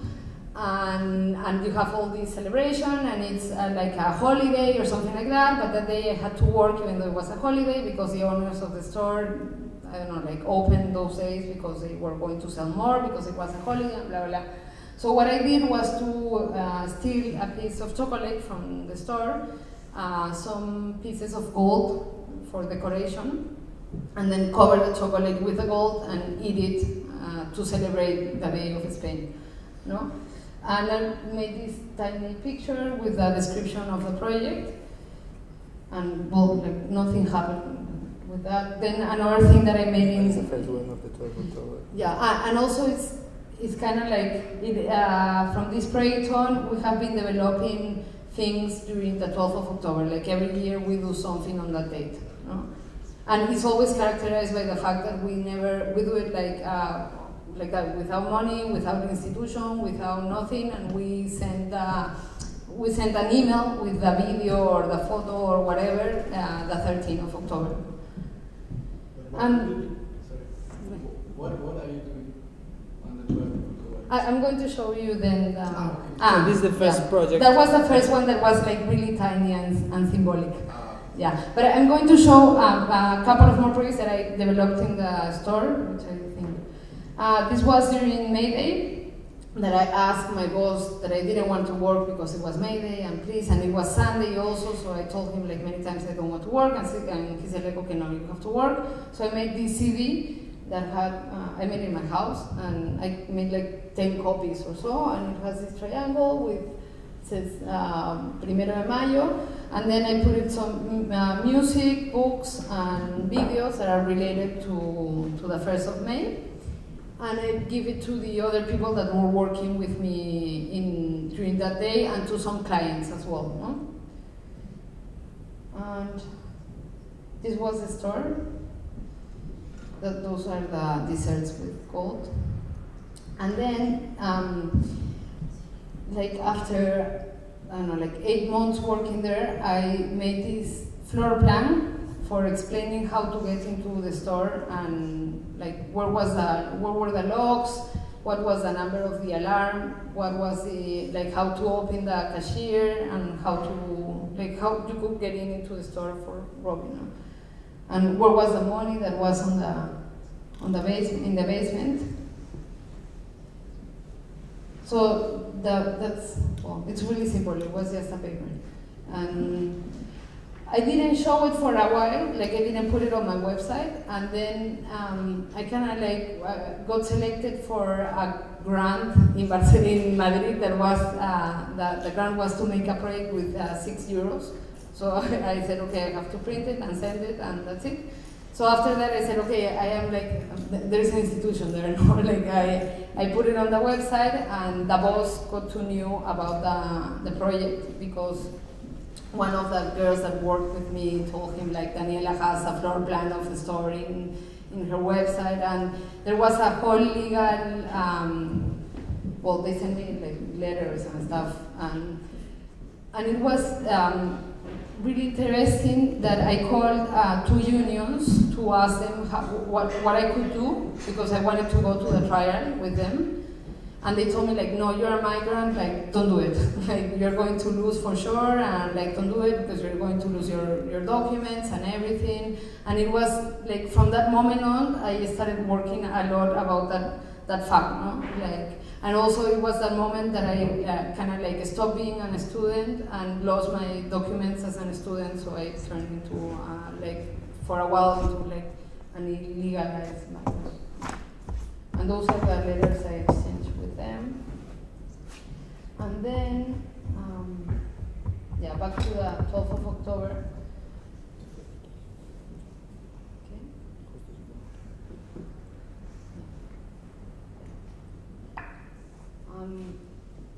This is a, well, I will just put it and then you see it. This is another like thing we did on the 12th of October, and it was basically we recorded the monument to Columbus, the Columbus monument in Barcelona, which is the most important monument in the city. And as you can see, for example, there is an indigenous guy kneeling to a priest, and it is ultra visited. Like a lot of people go around the monument, take pictures of them in the monument. So we kind of like made a video of an analysis of this monument in Barcelona, no? And the relationship it has with tourists, and how, I mean, like all the surroundings of there are a lot of buildings around that are really like dark, you know, like impulsive, like they show a lot of like power.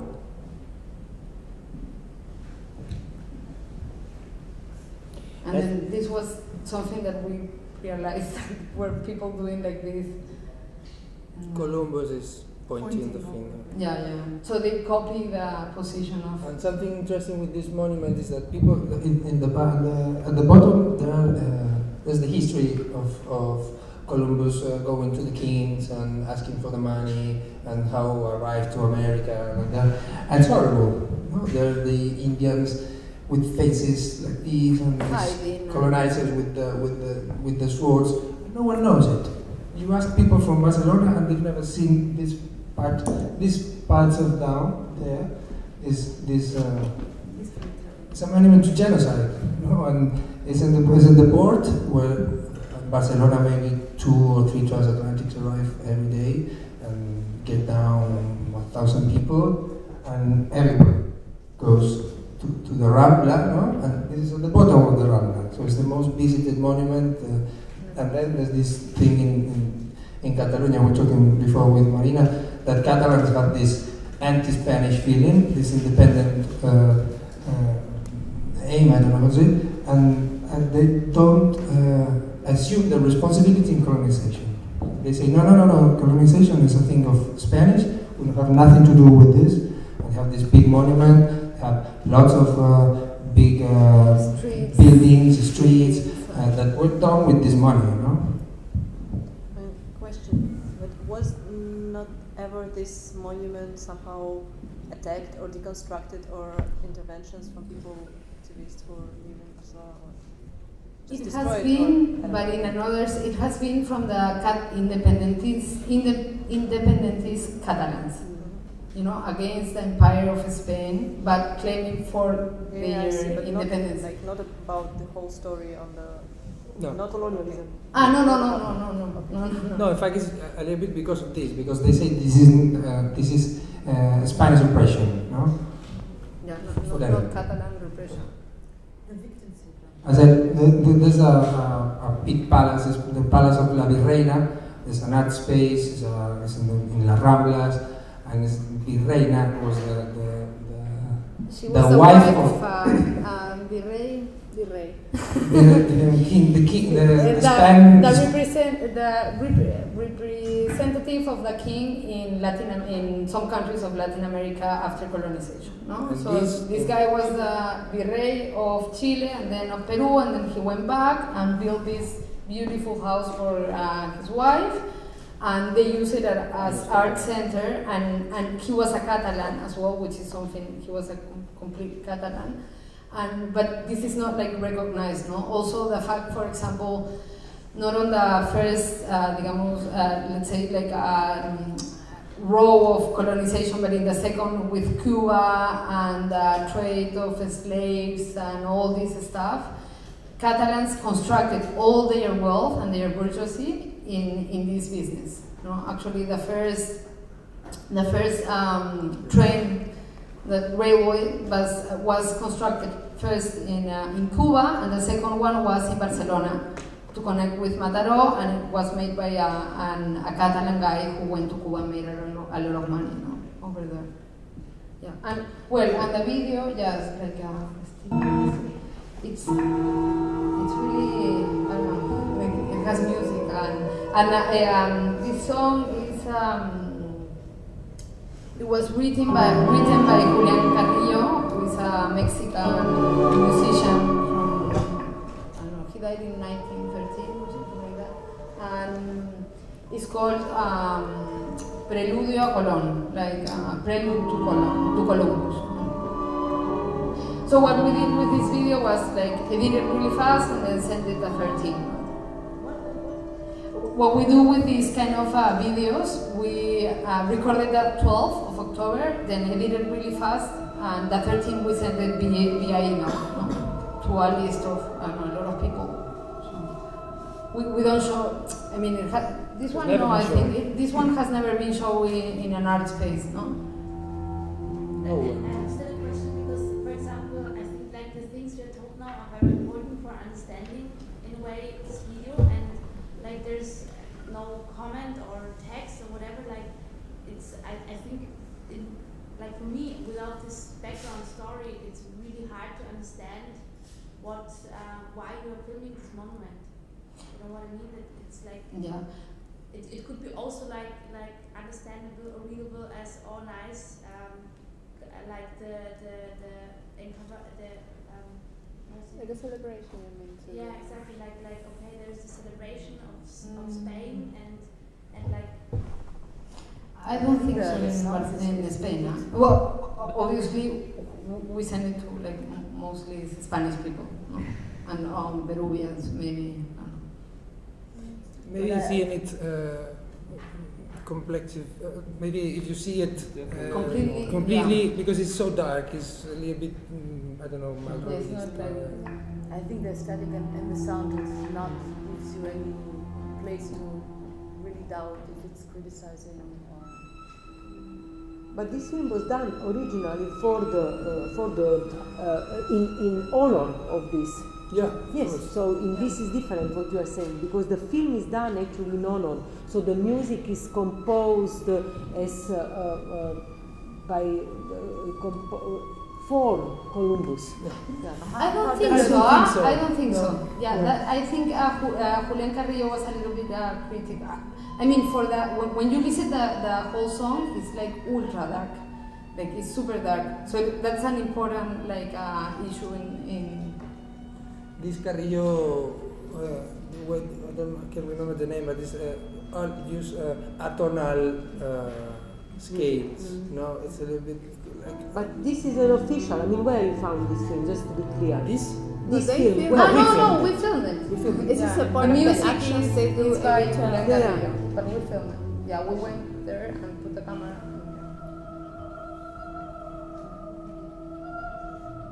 But you don't put any data. Yeah. We put like these images were recorded in the port of Barcelona during the 12th of October. Oh. Yeah. But just that. Yeah, and also if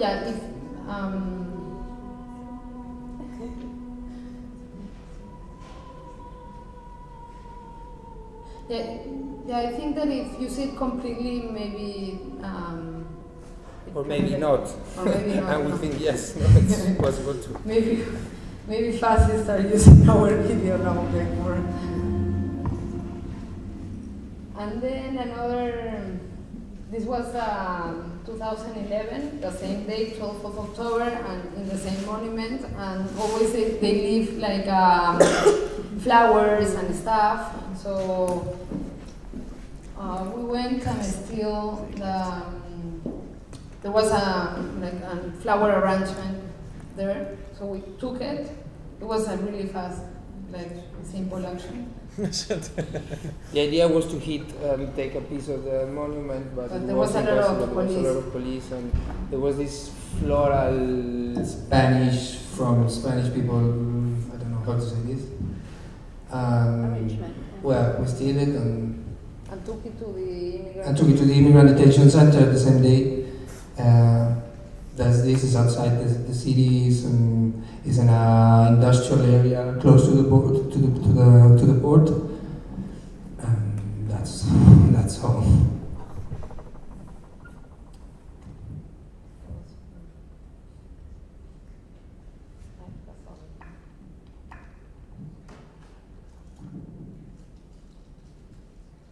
that one is, yeah, the one in Barcelona. It's really like almost impossible to get there. It's in an area of the city that is like an industrial area.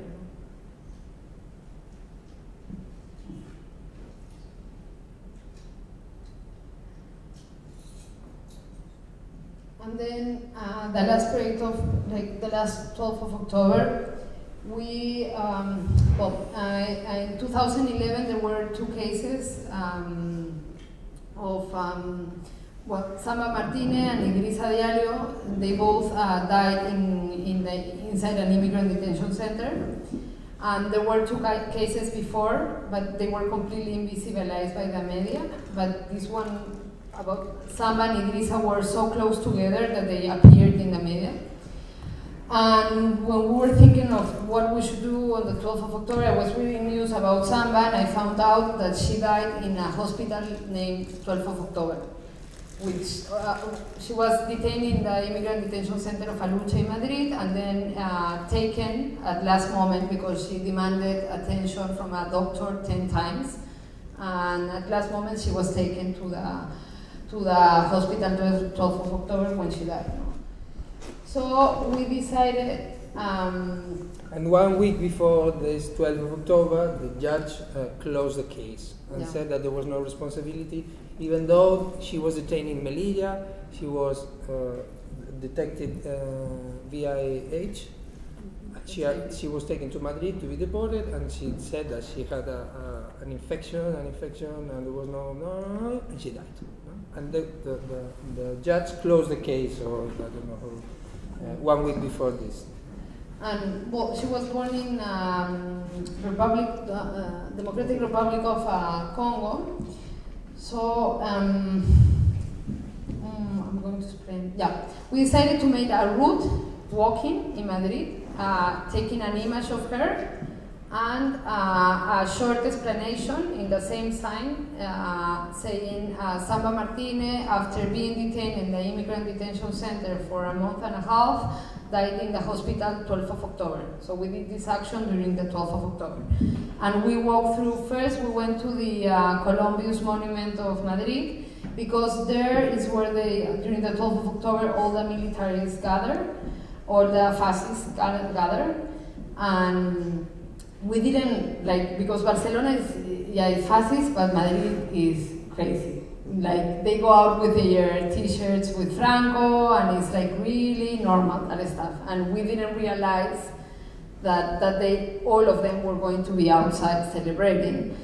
And it was really, then I'm going to put that, nothing happened to us, but it was a little bit scary.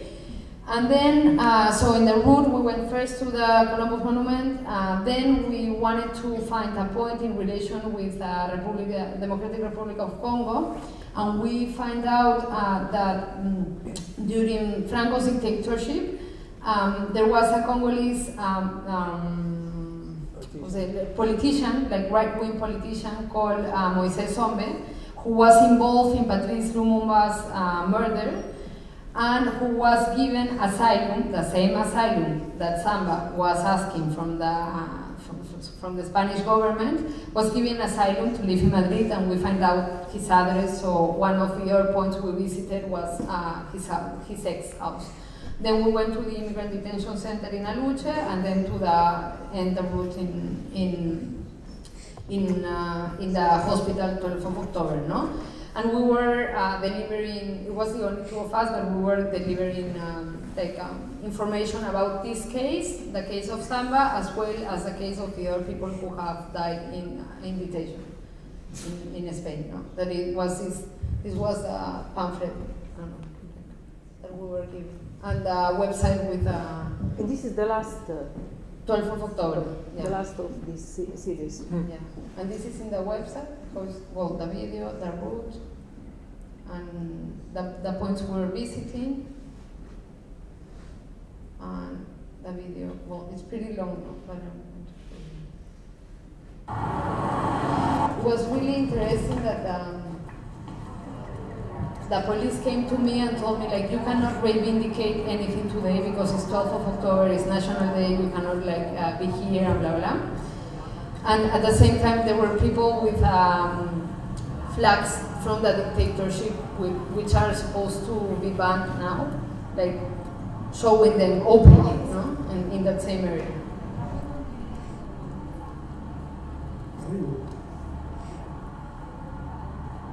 Really a bit conscious by our part.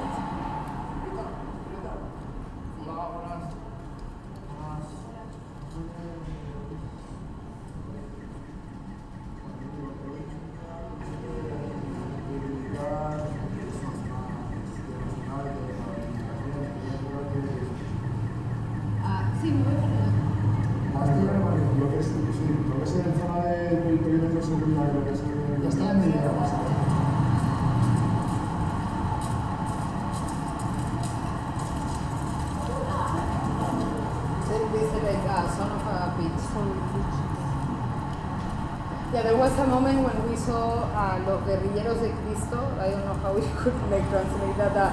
The warriors of Christ, of Jesus King Christ. Christ warriors. And it was like, wow, like, because they wear this kind of uniform and it's, I don't know, it's like an extreme right wing. It was a terrorist group during the transaction, democratic transaction in Spain. And all these people were going down to see the military staff of the 12th of October.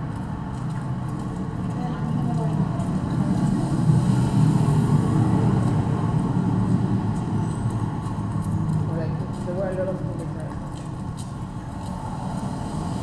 Those are the ones that were. Oh, the video is pretty long.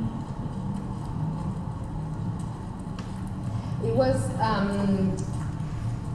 like in a way in this area of Madrid, which is characterized to be like some kind of high class right wing area.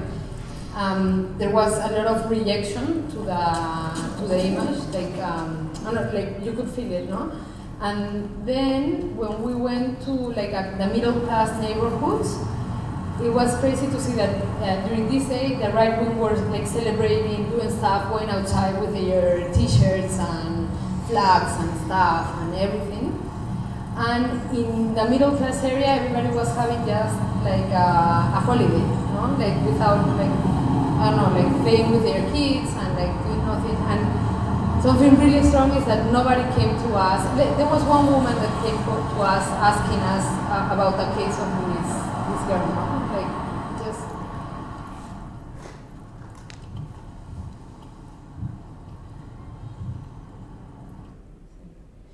And then we have been collaborating with in Barcelona with like a group that is against immigrant detention centers, and they have been working for 2 or 3 years. So, for example, in the 15th of June was declared the day against immigrant detention centers, and we decided to like reproduce the same action as we did with Samba, but with the cases of more people that have died in custody of the police. Before being, while they were being deported in airplanes or in immigrant detention centers.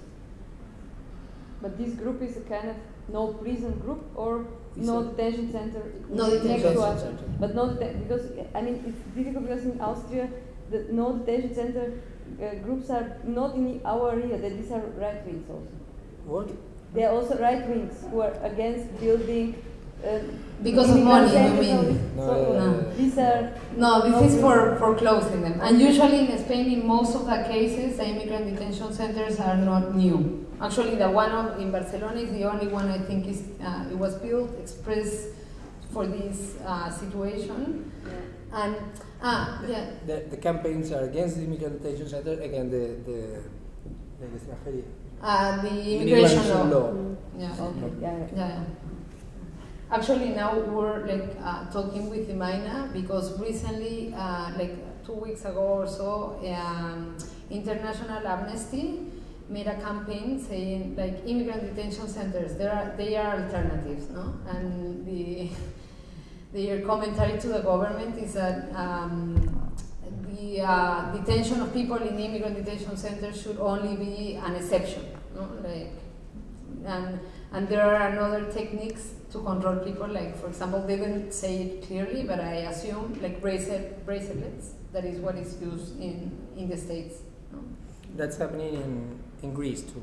No? Left wing extremists, Golden Dawn, are against this. They're putting migrants in military compounds, and they're against the use of these military compounds. It has to be a military compound to get these migrants. That's not the case. And then also, like last year, the government declared that they were going to change the name of the immigrant detention centers after as a reaction to Samba's and Idrissa's death.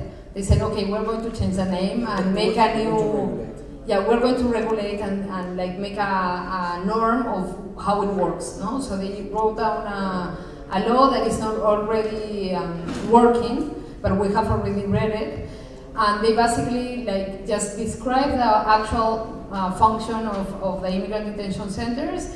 They open the door to have private companies for security, which is like the main reason they have decided to do it.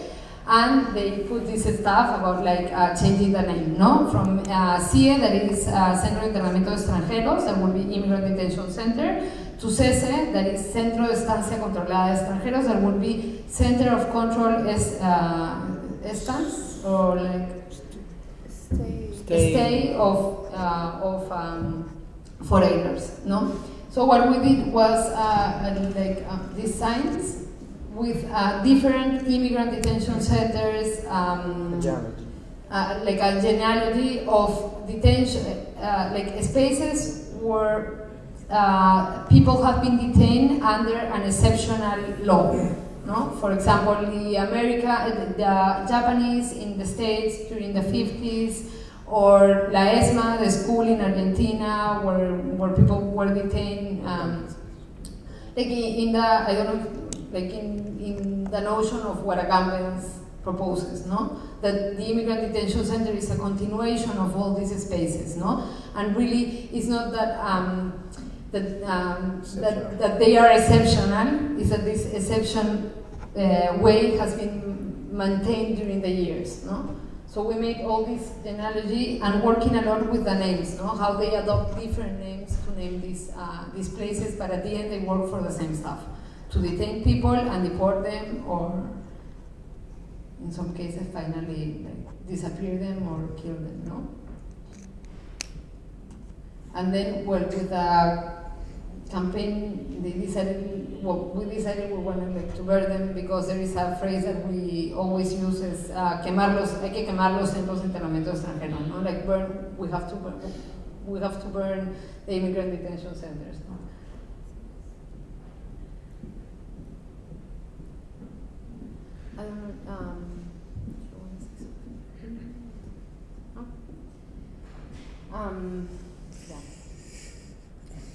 So they renamed these centers and sourced a lot of things out to as well save money, or what was the strategy?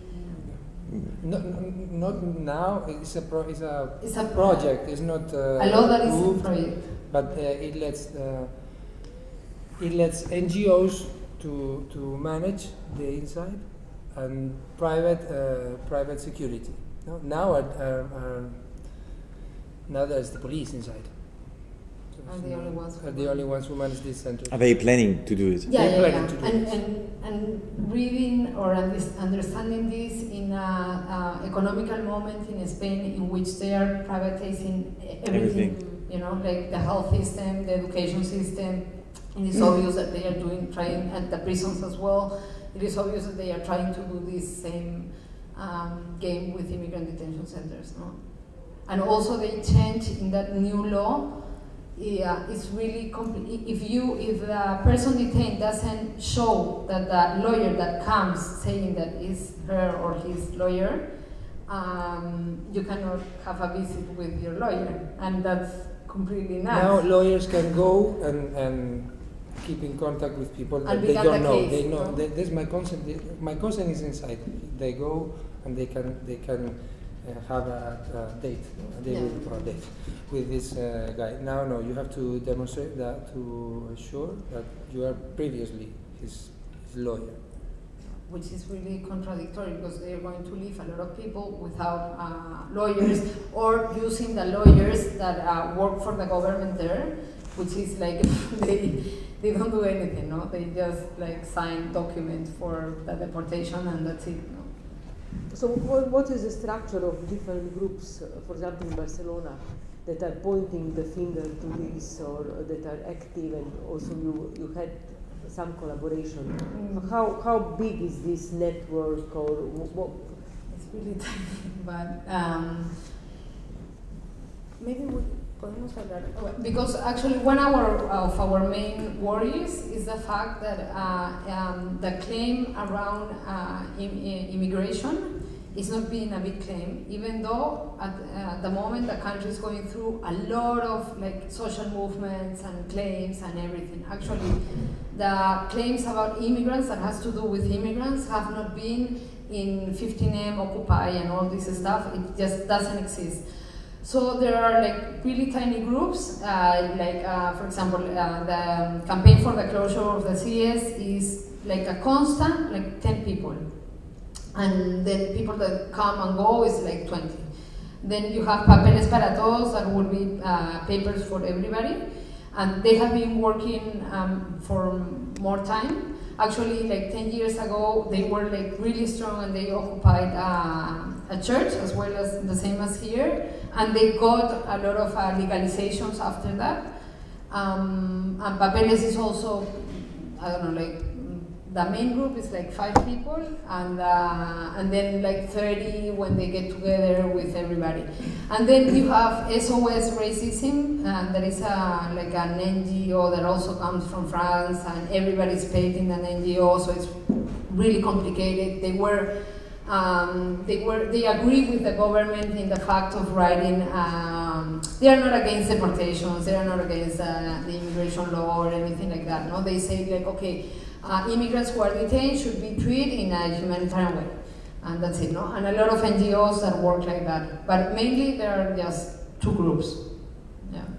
There are 3 things. There's a group in Valencia, there's a group in Madrid, and a group in Barcelona. They are the biggest immigrant detention centers. I don't know how Madrid works. Valencia is maybe the strongest. There are 25 people or something like that. And Barcelona, it works a little bit like spasms, you know, when there's something, I don't know, someone who's going to be deported, it activates a little, but we're small groups. Yeah. That's your favorites, no? Yesterday was one of them. The G4S. You are the one who's investigating. Maybe we can talk about this project now that we are talking about this. This actually is the last project we have developed, and what we did was to make an open call about like these talks that were going to take place in an old church that is used for making our projects and like activities, cultural activities and blah blah. So we made this sign saying like Jornada Ciudadana, using the term citizen in a way, which is really complex because in Spain a lot of the claims that are going on now are claimed from the citizens, you know, and they are always using this term. At the same time, they are not claiming for immigration law, so it's like really complicated, no? So we invited people who are like really important in the movements, like I don't know, like Marcelo Esposito, who works in culture, but he's like important figure in that, or Ada Colau, she's the speaker or of the platform against evictions, which is the strongest movement against loan evictions. Yeah. Or David Fernandez, he's in the parliament, but he comes from really like a left-wing, some kind of, it's a weird structure, like political structure that they use, and they have got into the parliament after the occupation of the plaza and everything, no? With a lot of support from them. So we're going to make this talk about, and the issues that were going to be discussed were working rights, globalization, culture, housing, democracy, education, and health system, no? Which are the main, I don't know, like discussion issues since the crisis began. No? But and there are a lot of groups. The 15 men began with a group that's called Democracia Real Ya, no? Real Democracy Now, and they made this huge demonstration that ended in the occupations, and 2 years after, they've never talked about migration. We've contacted them about why in your manifesto there's even anything about this problem. About, no? like, freedom in internet. Yeah, freedom in internet, all of this stuff. No? But not only Democracia Real, no, other groups that have a big voice, and they've always said that there's no consensus. It's a strategic point 2 years after, and there's no consensus. If they get the migration issue, they would take people from the struggle for citizenship, no? Yeah, like a lot of people wouldn't join the movement if they start talking about this issue because it separates a lot, no? And also there is another group, for example, that is called Juventud Sin Futuro, that would be like young people without a future, and they made a specific campaign that was all over the media and everywhere, blah, blah, saying like, no nos vamos, nos echan. Like, we don't leave, they are kicking us out. Because claiming that a lot of young migrants, young Spanish people have to migrate abroad, no? Obviously, like, all the solidarization with them, but their situation of migration is completely like, different, you know? They go, for example, I have a friend who was part of the group, and he is teaching in Yale University, Catalan, and he is studying some master degree there, but he, like, I mean, he doesn't have any problem with the papers, like, I mean, I guess he misses his family, but I don't know, it's a different situation. So we wrote them directly saying like, dudes, why don't you act like about the situation of immigrants in Spain, it would be interesting, and blah, blah, and they said like, no. There's no consensus. And the answer is always no. The only space where we find there is a migrants like presence is in the movement against evictions, because a lot of migrants had a loan and they got into the movement. And we don't ask, for example, with that movement, they are working on a specific situation, so they don't have to like answer because of this, no? They are working on loans and blah, blah. And even though, for example, Ada, when she went to But these people also are deny, because I know this, they also deny the colonialism. In a certain way, in their speeches, Democracia Real.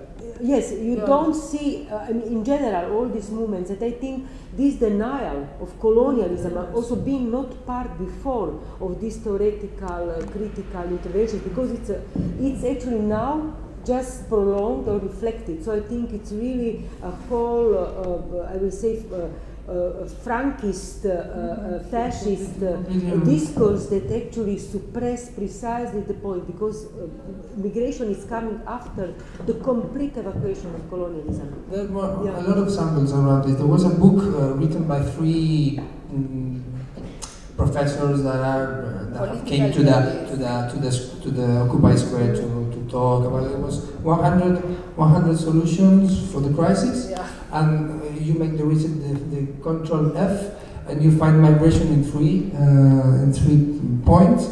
2 were in the problems, of course, and 1 was in the what we have to do. I was so open.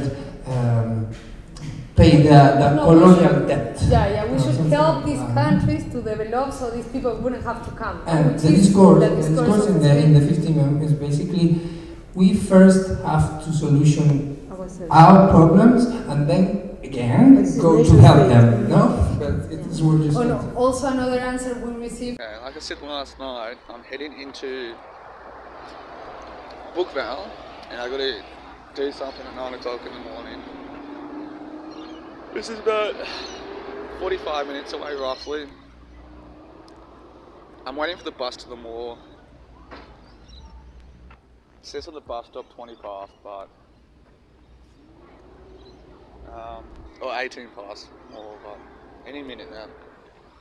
Then I gotta go renew my license, so. Yeah. Looks like Jenny. But.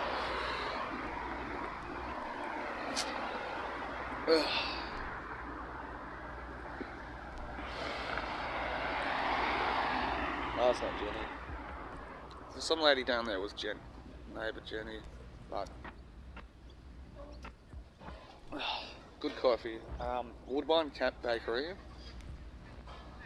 Yeah, they've made it Woodbine Cat Bakery, North Bagale. Really good coffee. Good food. Touching on being expensive, but other than that, it's a bit borderline. Put it like that. Because their croissants here are like $4.90, where other croissants, like other small business croissants, are like $3 or something. So anyway, I hope this fucking bus comes anyway.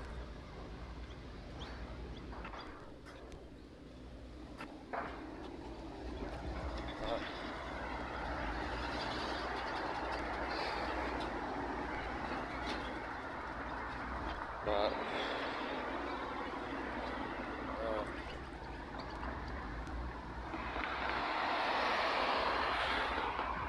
so I had an opportunity. I had an opportunity to get a lift into my housemate, but he's a bit lost. You can't get changed and talk, so I was trying to. Anyway.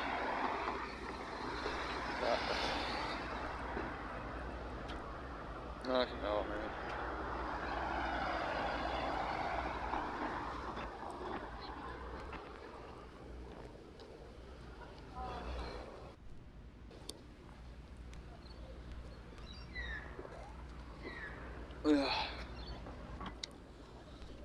Coffee's doing its trick, it's supposed to be doing, but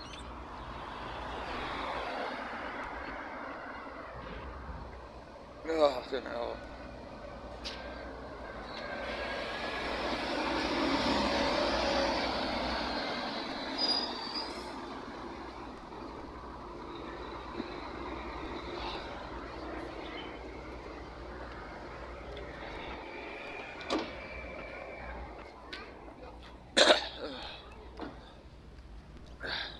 Weird weather.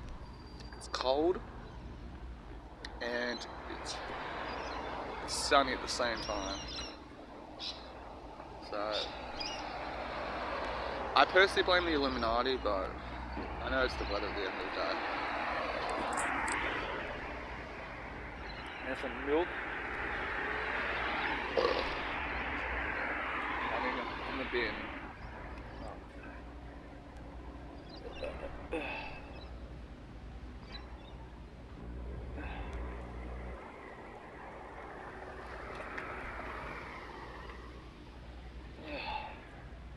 It's weird taking the bus like this outside of work, but when I'm not heading to work or from work, it feels fucking like a child, like something a teenager would do. That's just,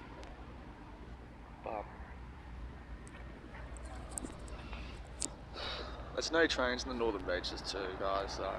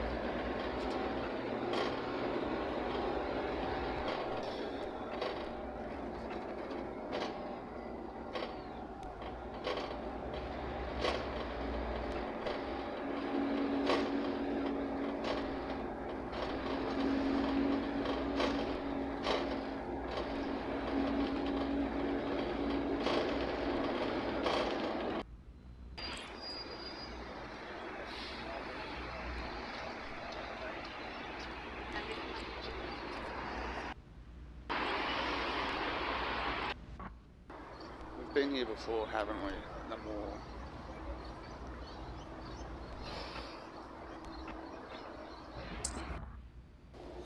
So I'm at the mall. I have to go to the toilet soon, so car park.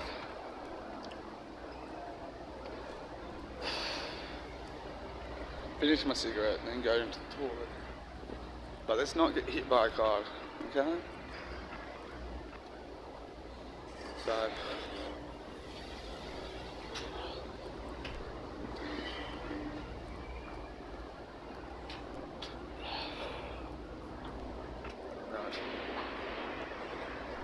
fuck. Last time I actually was at the mall doing anything, I actually ran into, saw that girl like shopping for shoes here, apparently, so the reason why she was here is Centrelink is over that way, so nah, she's got stuff actually wrong there, so trust me, she can't work, so but anyway.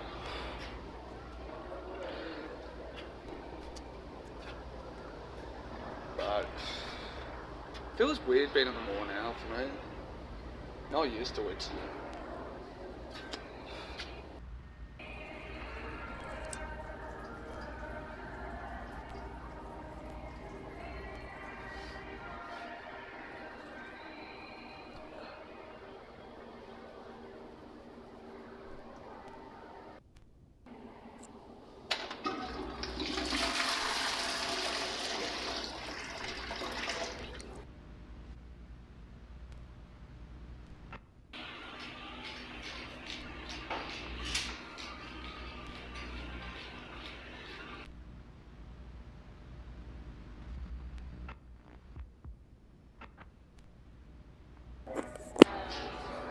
Coffee's almost done.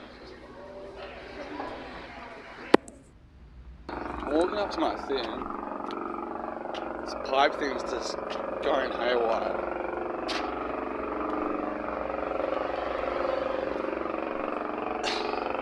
What the fuck?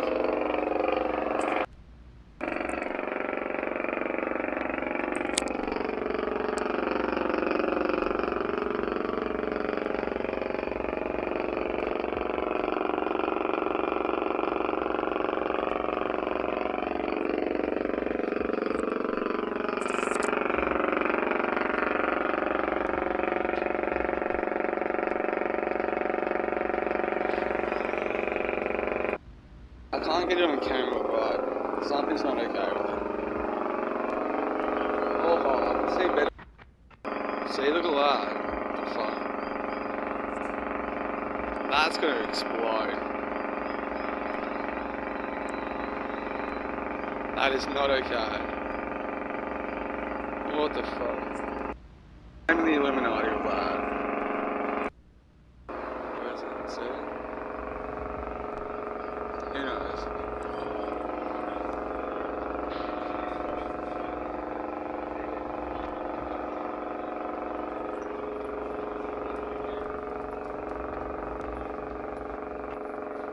Who knows what that is?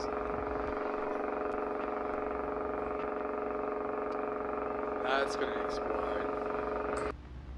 It's said and done, and I gotta fucking go home.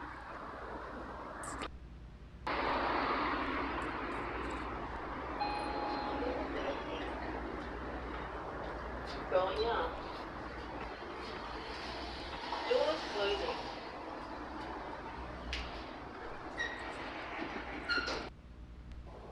So that was it. I'm going to renew my license later on today. But, yeah. Bridge level. Doors opening. They always freak me out with this.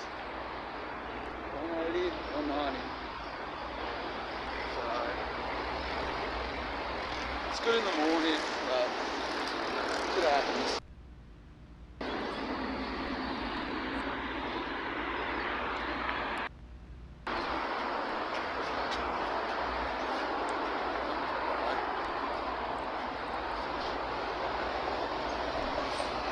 Now I gotta wait for the bus. Apparently it's about 10 minutes away. You know.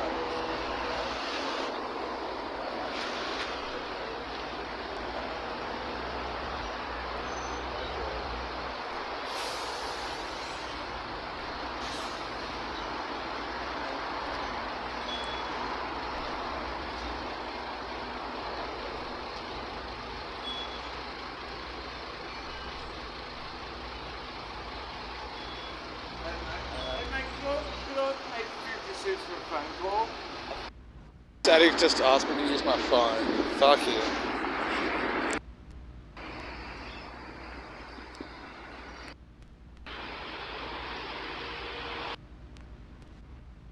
I was in and out, instant. It's taking me an hour of my fucking day. An hour and a half. Well, that's what happens when you don't have access to a car all the time. Fucking Mondays. Always against me.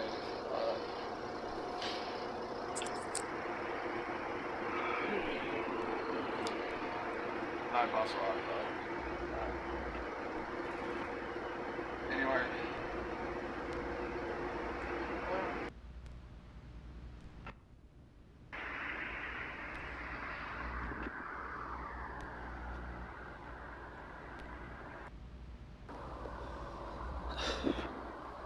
Old Pittwater Road, the crowd. Ringamore is over that way somewhere. I've been paid.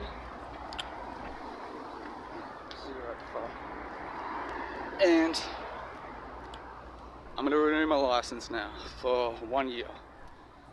So after today, I don't have to worry about carrying legal identification. I got permission from the government fucking driving. The biggest gang in their city. So fuck you Illuminati with this bullshit.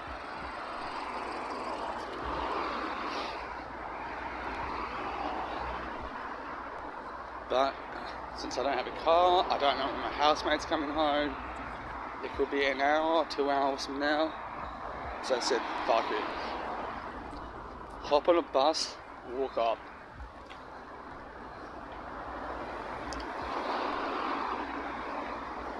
And today's not been disorganised, but again a bit disjointed.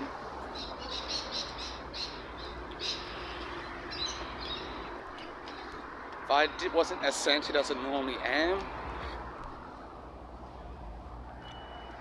I'd probably be a different story. Probably would have been a bit more all over the place, hey? Long dick style, but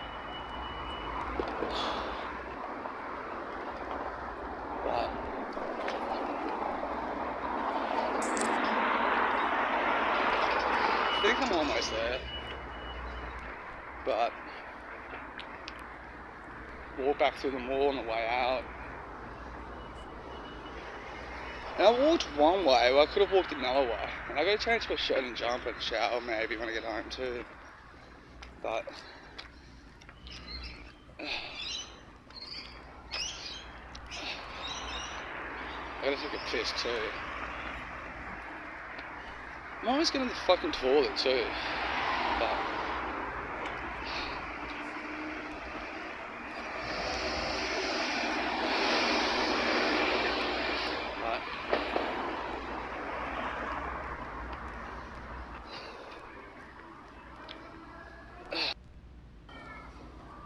a car drove past, somebody was living in it. Here we are.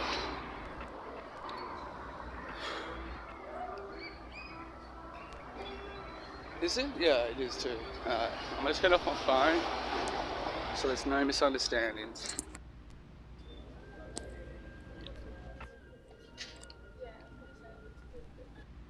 It's done. At a 50% discount, so which is cool. A while ago, this is ages, a while ago I guess, fuck. It could have been 5 years ago, 5-6 years ago. What was happening? I was driving home from a Max Volsmaster's house.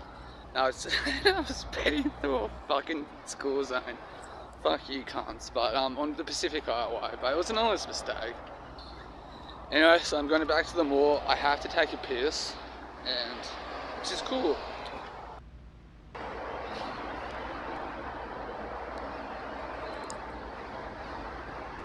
Here we go again, twice in one day.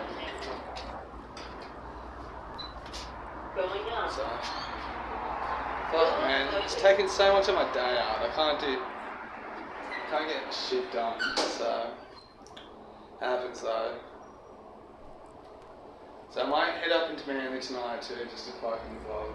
But I have to get some rest and all that. Bridge level. Doors opening.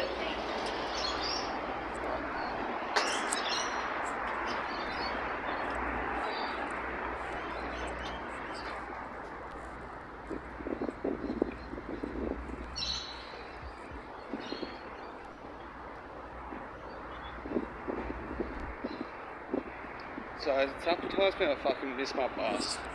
It's just lucky this morning. I got it was there for like maybe 10 minutes and stuff, but I should have got some cigarettes too.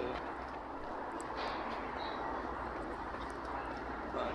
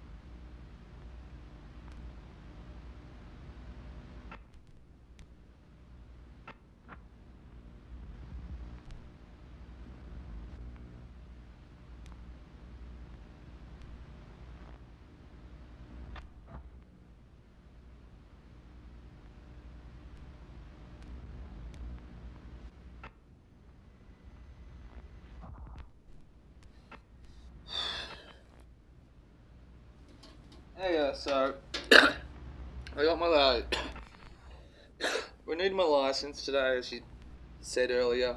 I was at the fucking thing. Got a 50% discount. I got it a year. I think I paid about $33 or something. That's in the state of New South Wales, which is really good. I finished there. Today's been a bit fucking all over the place. I checked the bus into Brookvale this morning.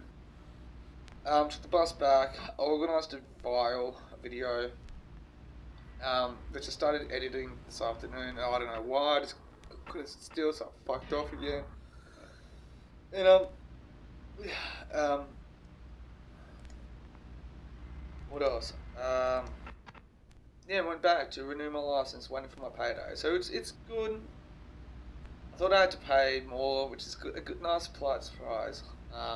To get that sort of thing, that dog discount for being a good driver. I haven't had a traffic offence, I guess, over 5 years ago, which I've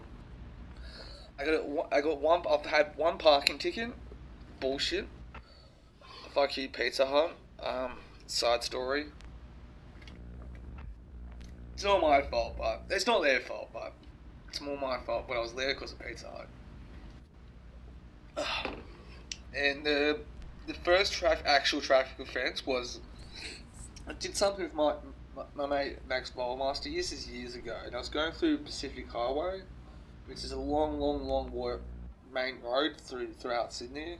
And I really don't know what that was. I don't drive through it. I don't know it, etc., etc., etc. And I was only allowed to see Max because he lives elsewhere in Sydney. And I doing 60k's through a 40k school zone, because it's a school zone, you just automatic fine regardless of your track record or driving. I could have contended it, of course. It's Australia's a democracy apparently, so I could have gone to court, and that's a maybe. So sometimes it's just you got to pay it, take the L. What else can I do? Yeah, then he came home and I was finished up editing about maybe 20 minutes ago, roughly. This second film, not the second. I did something with a bloke called Wayne. He kind of fell through. He couldn't commit to it as much as I could, which is fine. I got a project out of him. The first one I did is called The Fictional. It's about 3.5 hours long, and I had a bunch of footage left over, so I thought I added some stuff in. It was a bit of a nightmare to get the add-ins done.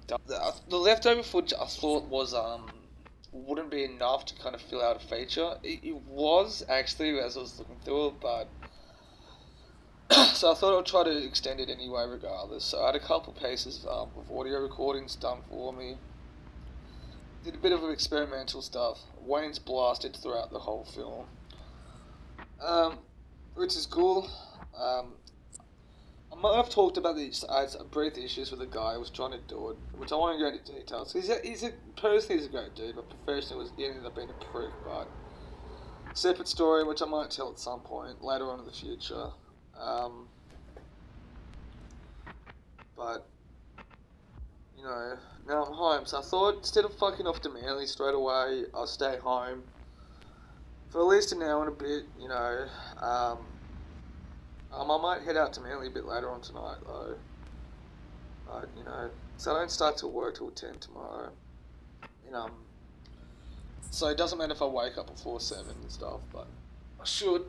So I hope to see Danny before I start tomorrow. So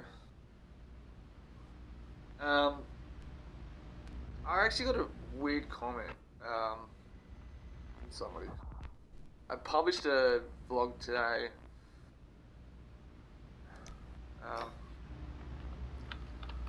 Vlog 138. So I haven't deleted the comments. If you're watching this, go to vlog 138 that I've done.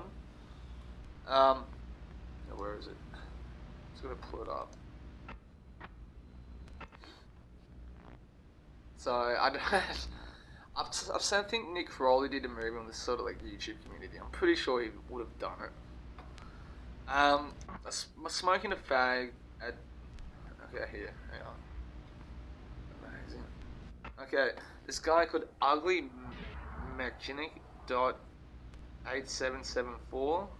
He said minute. You know how you can put timestamps in the comments in YouTube videos? He did that 29 minutes. And he wrote, "Not gonna get much prettier sucking down the ciggies, mate." And it was a timestamp of me smoking a cigarette as I was walking along Manly Beach. It was just fun. And my response what did I say? My response to that comment was, "So it finally begun. I've entered a weird YouTube community." If you don't know what it is, there's like a fetish for people smoking cigarettes or people getting cancer. Just check it out, like smoking fetish Nick Crowley or something to YouTube. Serves me right, the amount of cigarettes that I've fucking smoked on the fucking thing. I've checked out the guy's YouTube channel, left that comment. He's privated a lot, so. And there's another guy, Jesus Shinko. I should actually check out his YouTube channel. He's recently left me a couple YouTube. Okay, he's got looks like an active YouTube channel.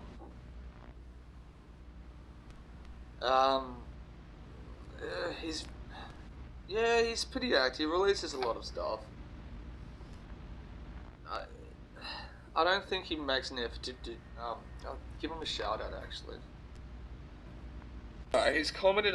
It took a minor interest in my YouTube channel. This guy, so whoever this guy is, go sub to him. So videos. So his last one's a day ago. That one. It's time of the video. So 2 weeks, 3 weeks here. A month here. So it looks like he tries to make an effort into his actually producing his videos, as it looks from the thumbnails. A lot of skateboarding shit. So I haven't actually looked at any of his videos yet, but he looks at face value pretty cool. So click on the oldest one. 11 years. Fuck. So my one's okay, go to my channel. So that's my channel. by the way, her name's Caitlin Murphy, for those who want to know. So she's actually a really cool person. Great singer. So that's my, obviously, latest, popular, oldest. Fair to remember. So Max Volsmaster, oh, that's Max Volsmaster there. The guy in these early clips, 6 years ago. So that's Max Volsmaster. That's me. Smoking vlog, see? I didn't even know about that fetish community and all that. So this is some really, really old YouTube videos that I've put up. So, yeah. So, imagine that, documenting your own fucking life. So, still doing like, just, it feels like a change is happening in my own life, which is good. A couple things I just remembered to thought I'd start talking about a bit more. My kitchen's a filth at the moment. Filthy, filthy kitchen.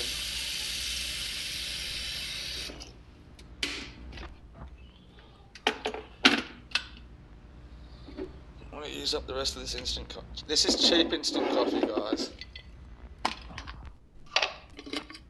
I'm making very cheap instant coffee at the moment.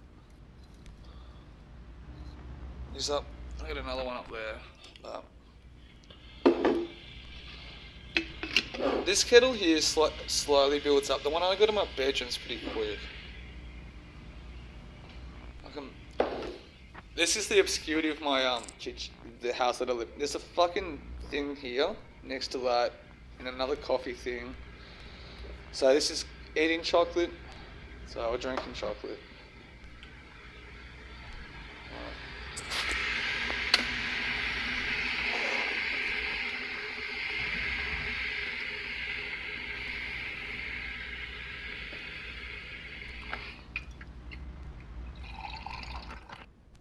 I think this name's Ralph. We're dog sitting at the moment, so. What the fuck? That. It's actually pretty cool. I think his name's Ralph. Isn't that right? The other. But is it Ralph? I'm not too sure. Am I calling you the wrong name? So the other one we had called Ralph fucking tried to buy me. This one's cool. Just chills out. And I took him for a walk yesterday, didn't I? Ruff, ruff, ruff, ruff, ruff. Wait. No growling, so. Pretty chill. Completely forgot it was there, because I got this pretty doggy. Oh, see how it's like dog pants. Man, I love dogs. So, I think his name's Ralph. So, I don't know what the fuck, that's his dog plate thing. And anyway, no matter how long I've lived out here, still have no idea how the lights. Anyway, so let's go have this coffee and cigarette. So cool, hey. I can smell fire. My housemates, my mother's here. She wants to spend time with the dog. Dogs. She came over to feed the dog, but not me. I'm on the phone. Who am I talking to?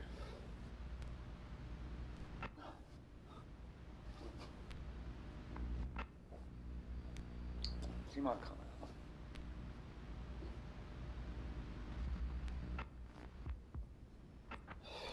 Okay, hang on. Come over to feed the dog, but not me. Apparently I'm neglecting it. Dog sitting.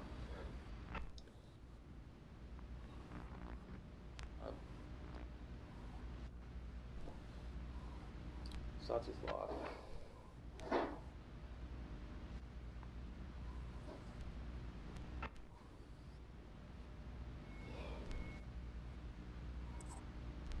See the fucking dog? That's all she fed him. Hey, puppy? Eat your dinner.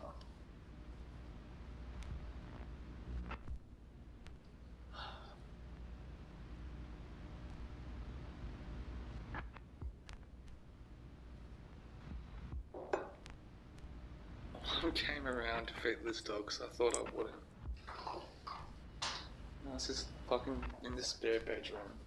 Sleeping, watching Netflix. Get it up.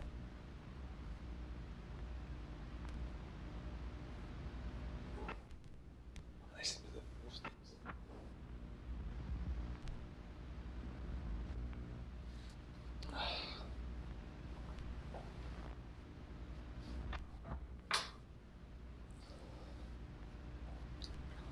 I'm actually pretty hungry myself, so. Oh, that's why the ironing board's out. She was here with me today. Fucking hell. Thought my housemates were weird. Fucking hell, that makes so much sense. She was here, that's why she. Oh, okay. Thought my housemates wanted me to. Oh, maybe she did it. Fuck. I don't know. She's in this. Upstairs there's a spare room. We have the kids and stuff, and that's where she's sleeping now. Puppy. Puppy's eating. Didn't she forgot? What are you up to? Where are you going?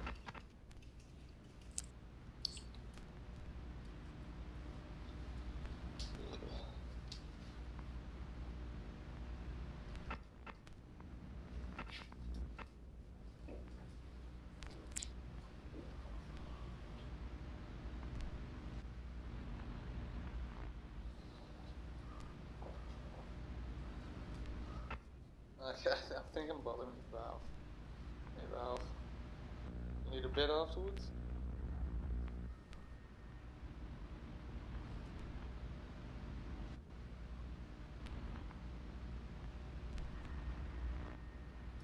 Thanks, puppy. It's like a war dance. Is that a war dance? Are you challenging me? You can't lick my finger. That's for me. Oh, this stinks in here, Ralph. How about let's do this? Let it air out. What are you on to?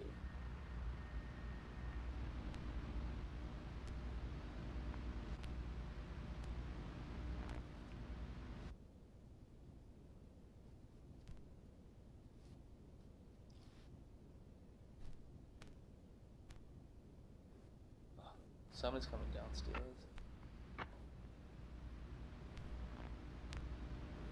Who's coming downstairs? My mother.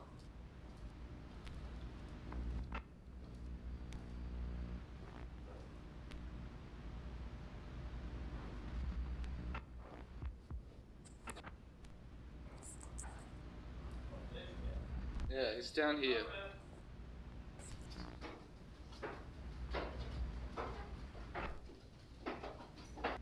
See you tomorrow. Yeah, that's alright. See you tomorrow.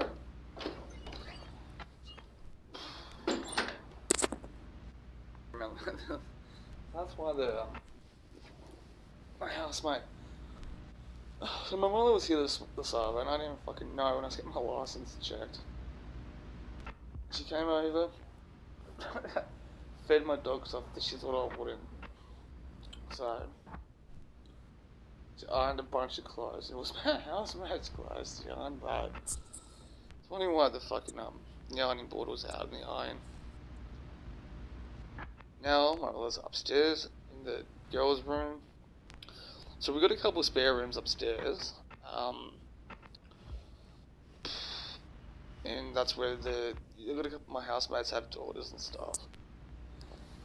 Sometimes my nieces will come over, so it's kids rooms for kids and stuff, or young adults, and so what else can I do? Oh fuck. Oh yeah. It looks like I'm doing the final stages of like healing as well from like that love bomb situation sort of thing, but this is cool. Oh god, that smells. But yeah. So, which is good. It's about fucking time because it's 4.5 years. So, I guess it's healthy for a guy to talk about this stuff too. So, well, you could help somebody, but there's heaps of Reddit pages and Facebook pages and stuff you can kind of go onto. I suggest anyone struggling with a breakup, divorce, or relationships to go onto. Sure, there's helplines for that too.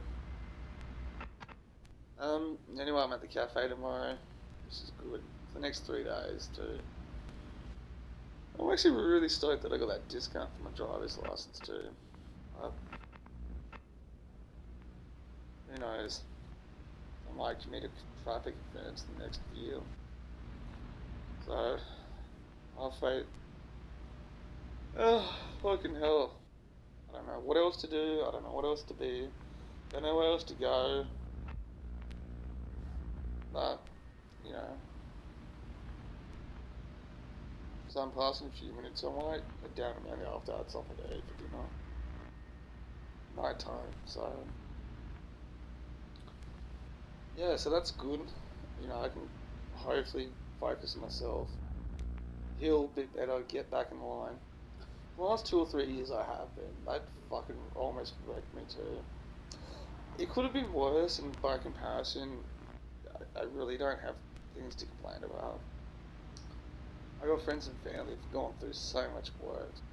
So, but there's a bunch of things, you know, don't get me wrong, I'm not the other part to play as well, so even if I don't mention specifically the wrongs that I've done, keep that in mind. If I was there, I'd have part. So, you know, fuck yeah, at the same time. You know, when you do wrong, you can't undo it. So, do it all the time in meetings too. Both, you know, from both men and women. Which, fuck, talking about that meetings, there's some weird, nothing to do with me, but there's some weird shit happening. Weird. I was not there to witness it, but apparently there's been a few punch-ups at meetings recently. I'm not going to go into details, I shouldn't, but I've been hearing both sides of the stories. More than one punch-up too, so it happens. Fucking hell. You gotta continue growing, guys. It's making the effort. Mine's, my biggest problem is recovery staying. You know when you find yourself in recovery, like find your identity or your character? I found mine pretty early on, which I'm really lucky that it happened like that. It's just how it's worked out, but not kind of developing that all the way through. Now, looking back in retrospect, I've had moments, not just a day or a week, but just, you know, a passage of time, I guess, or period where I wasn't. So, you know, with that, you know, my weight gain would come up. Not physically grooming myself, stuff of that nature. Be immediately let go, you know, that sort of thing. But, you know, but it feels like that's coming back, sort of thing, in the last few days. And of course, life goes on, and so I can't be waiting for it. But, oh yeah, update. I've been really lazy. I'm supposed to be looking for that one of those cables that runs from the computer to the Wi-Fi modem thing, but I've not been fucked, so I'm gonna park this. I know I got the end of the year because I got some family, housemates, extended family just coming and staying in. I think it's at the end of the year, November of this year, maybe. But early next year, the latest. Pretty sure I'm remembering that wrong, but who knows? Well, you know. Well,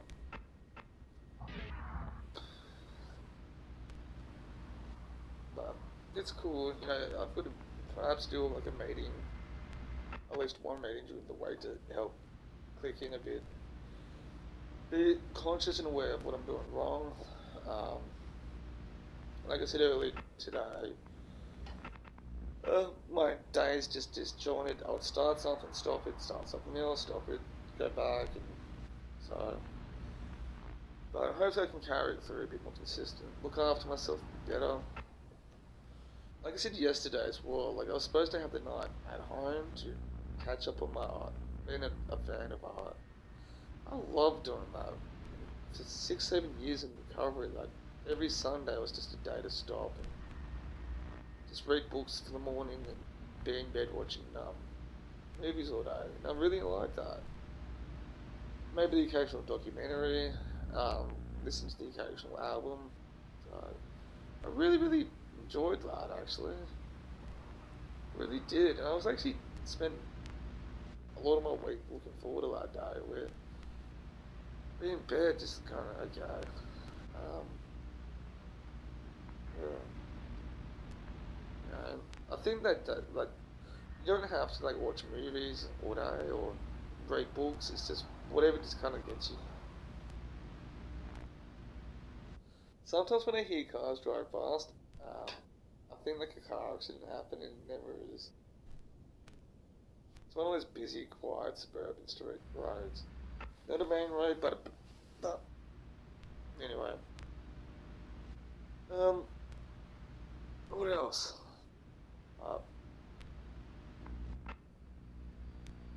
So hopefully that girl is okay. Hopefully I'll run into her tonight as well. She doesn't have a phone. I can't call her or message her. She has my number. She's, she hasn't called me. She doesn't use payphones for it. So, which they're free here in Australia.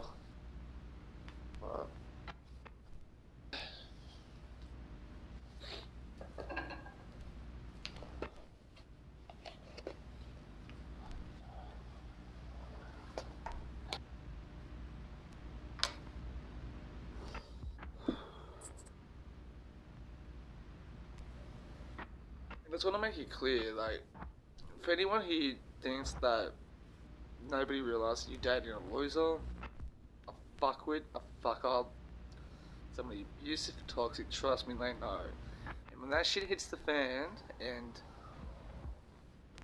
you break up, whoop whoop happens, you fuck him, whoop whoop whoop. Remember, you're the one who dated that person, so even if you got hoodwinked into that relationship and hoodwinked stayed, Google the word hoodwinked. So, you got to deal with that sort of stuff long term. And so, which is one of the weirdness that I've had last weekend, that somebody had to was venting to me. This particular person was dating a loser dude for a period, right? But but the entire time she thought she'd met the love of his life, but. You gotta deal with the aftermath of it all. Like, what the fuck would I know, hey? I'm Centrelink, Jesus.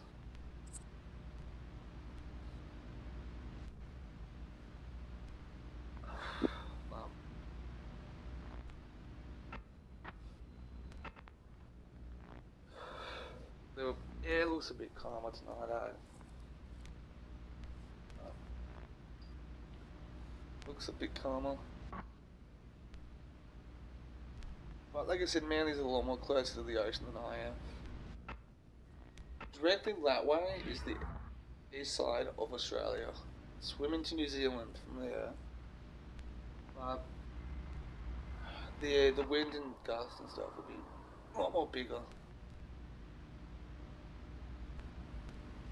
But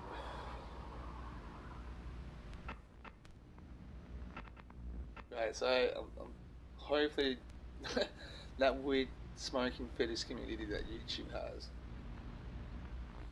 Hopefully that can be my breakout community where I can fucking explode. Study my film since I've smoked so much. If you're into that smoking fetish, and you like these vlogs gonna smoke, share my YouTube videos around, okay? Right. In fact, I put it like this: if I get the views and the watch time and the subscribers, I'll make some personalized videos for you guys, or you know what I mean, like.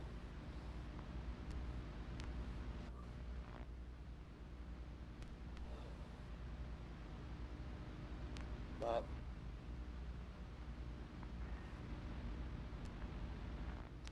pretty cool, eh?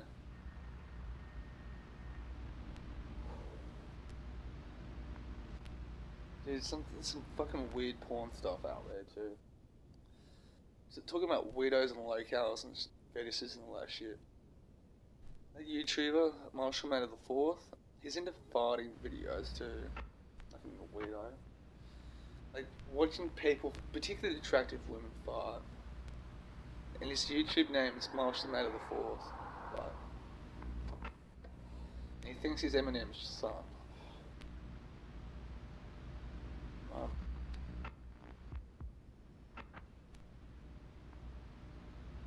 But hey, fuck it, you know. To get the exposure and the subscribers, why not, eh?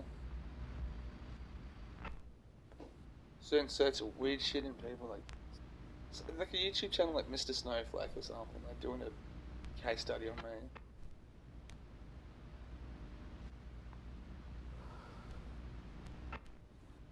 Which would be pretty cool to see, hey?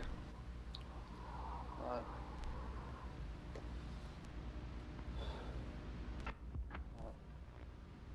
Which I doubt it'll happen, but you know, I like documenting my life.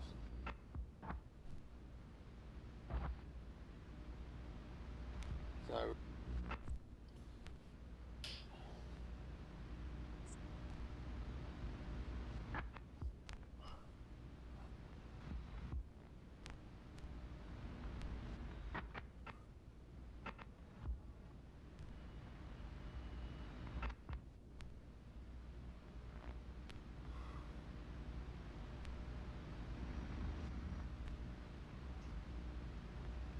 If you haven't worked it out, I'm going to the toilet.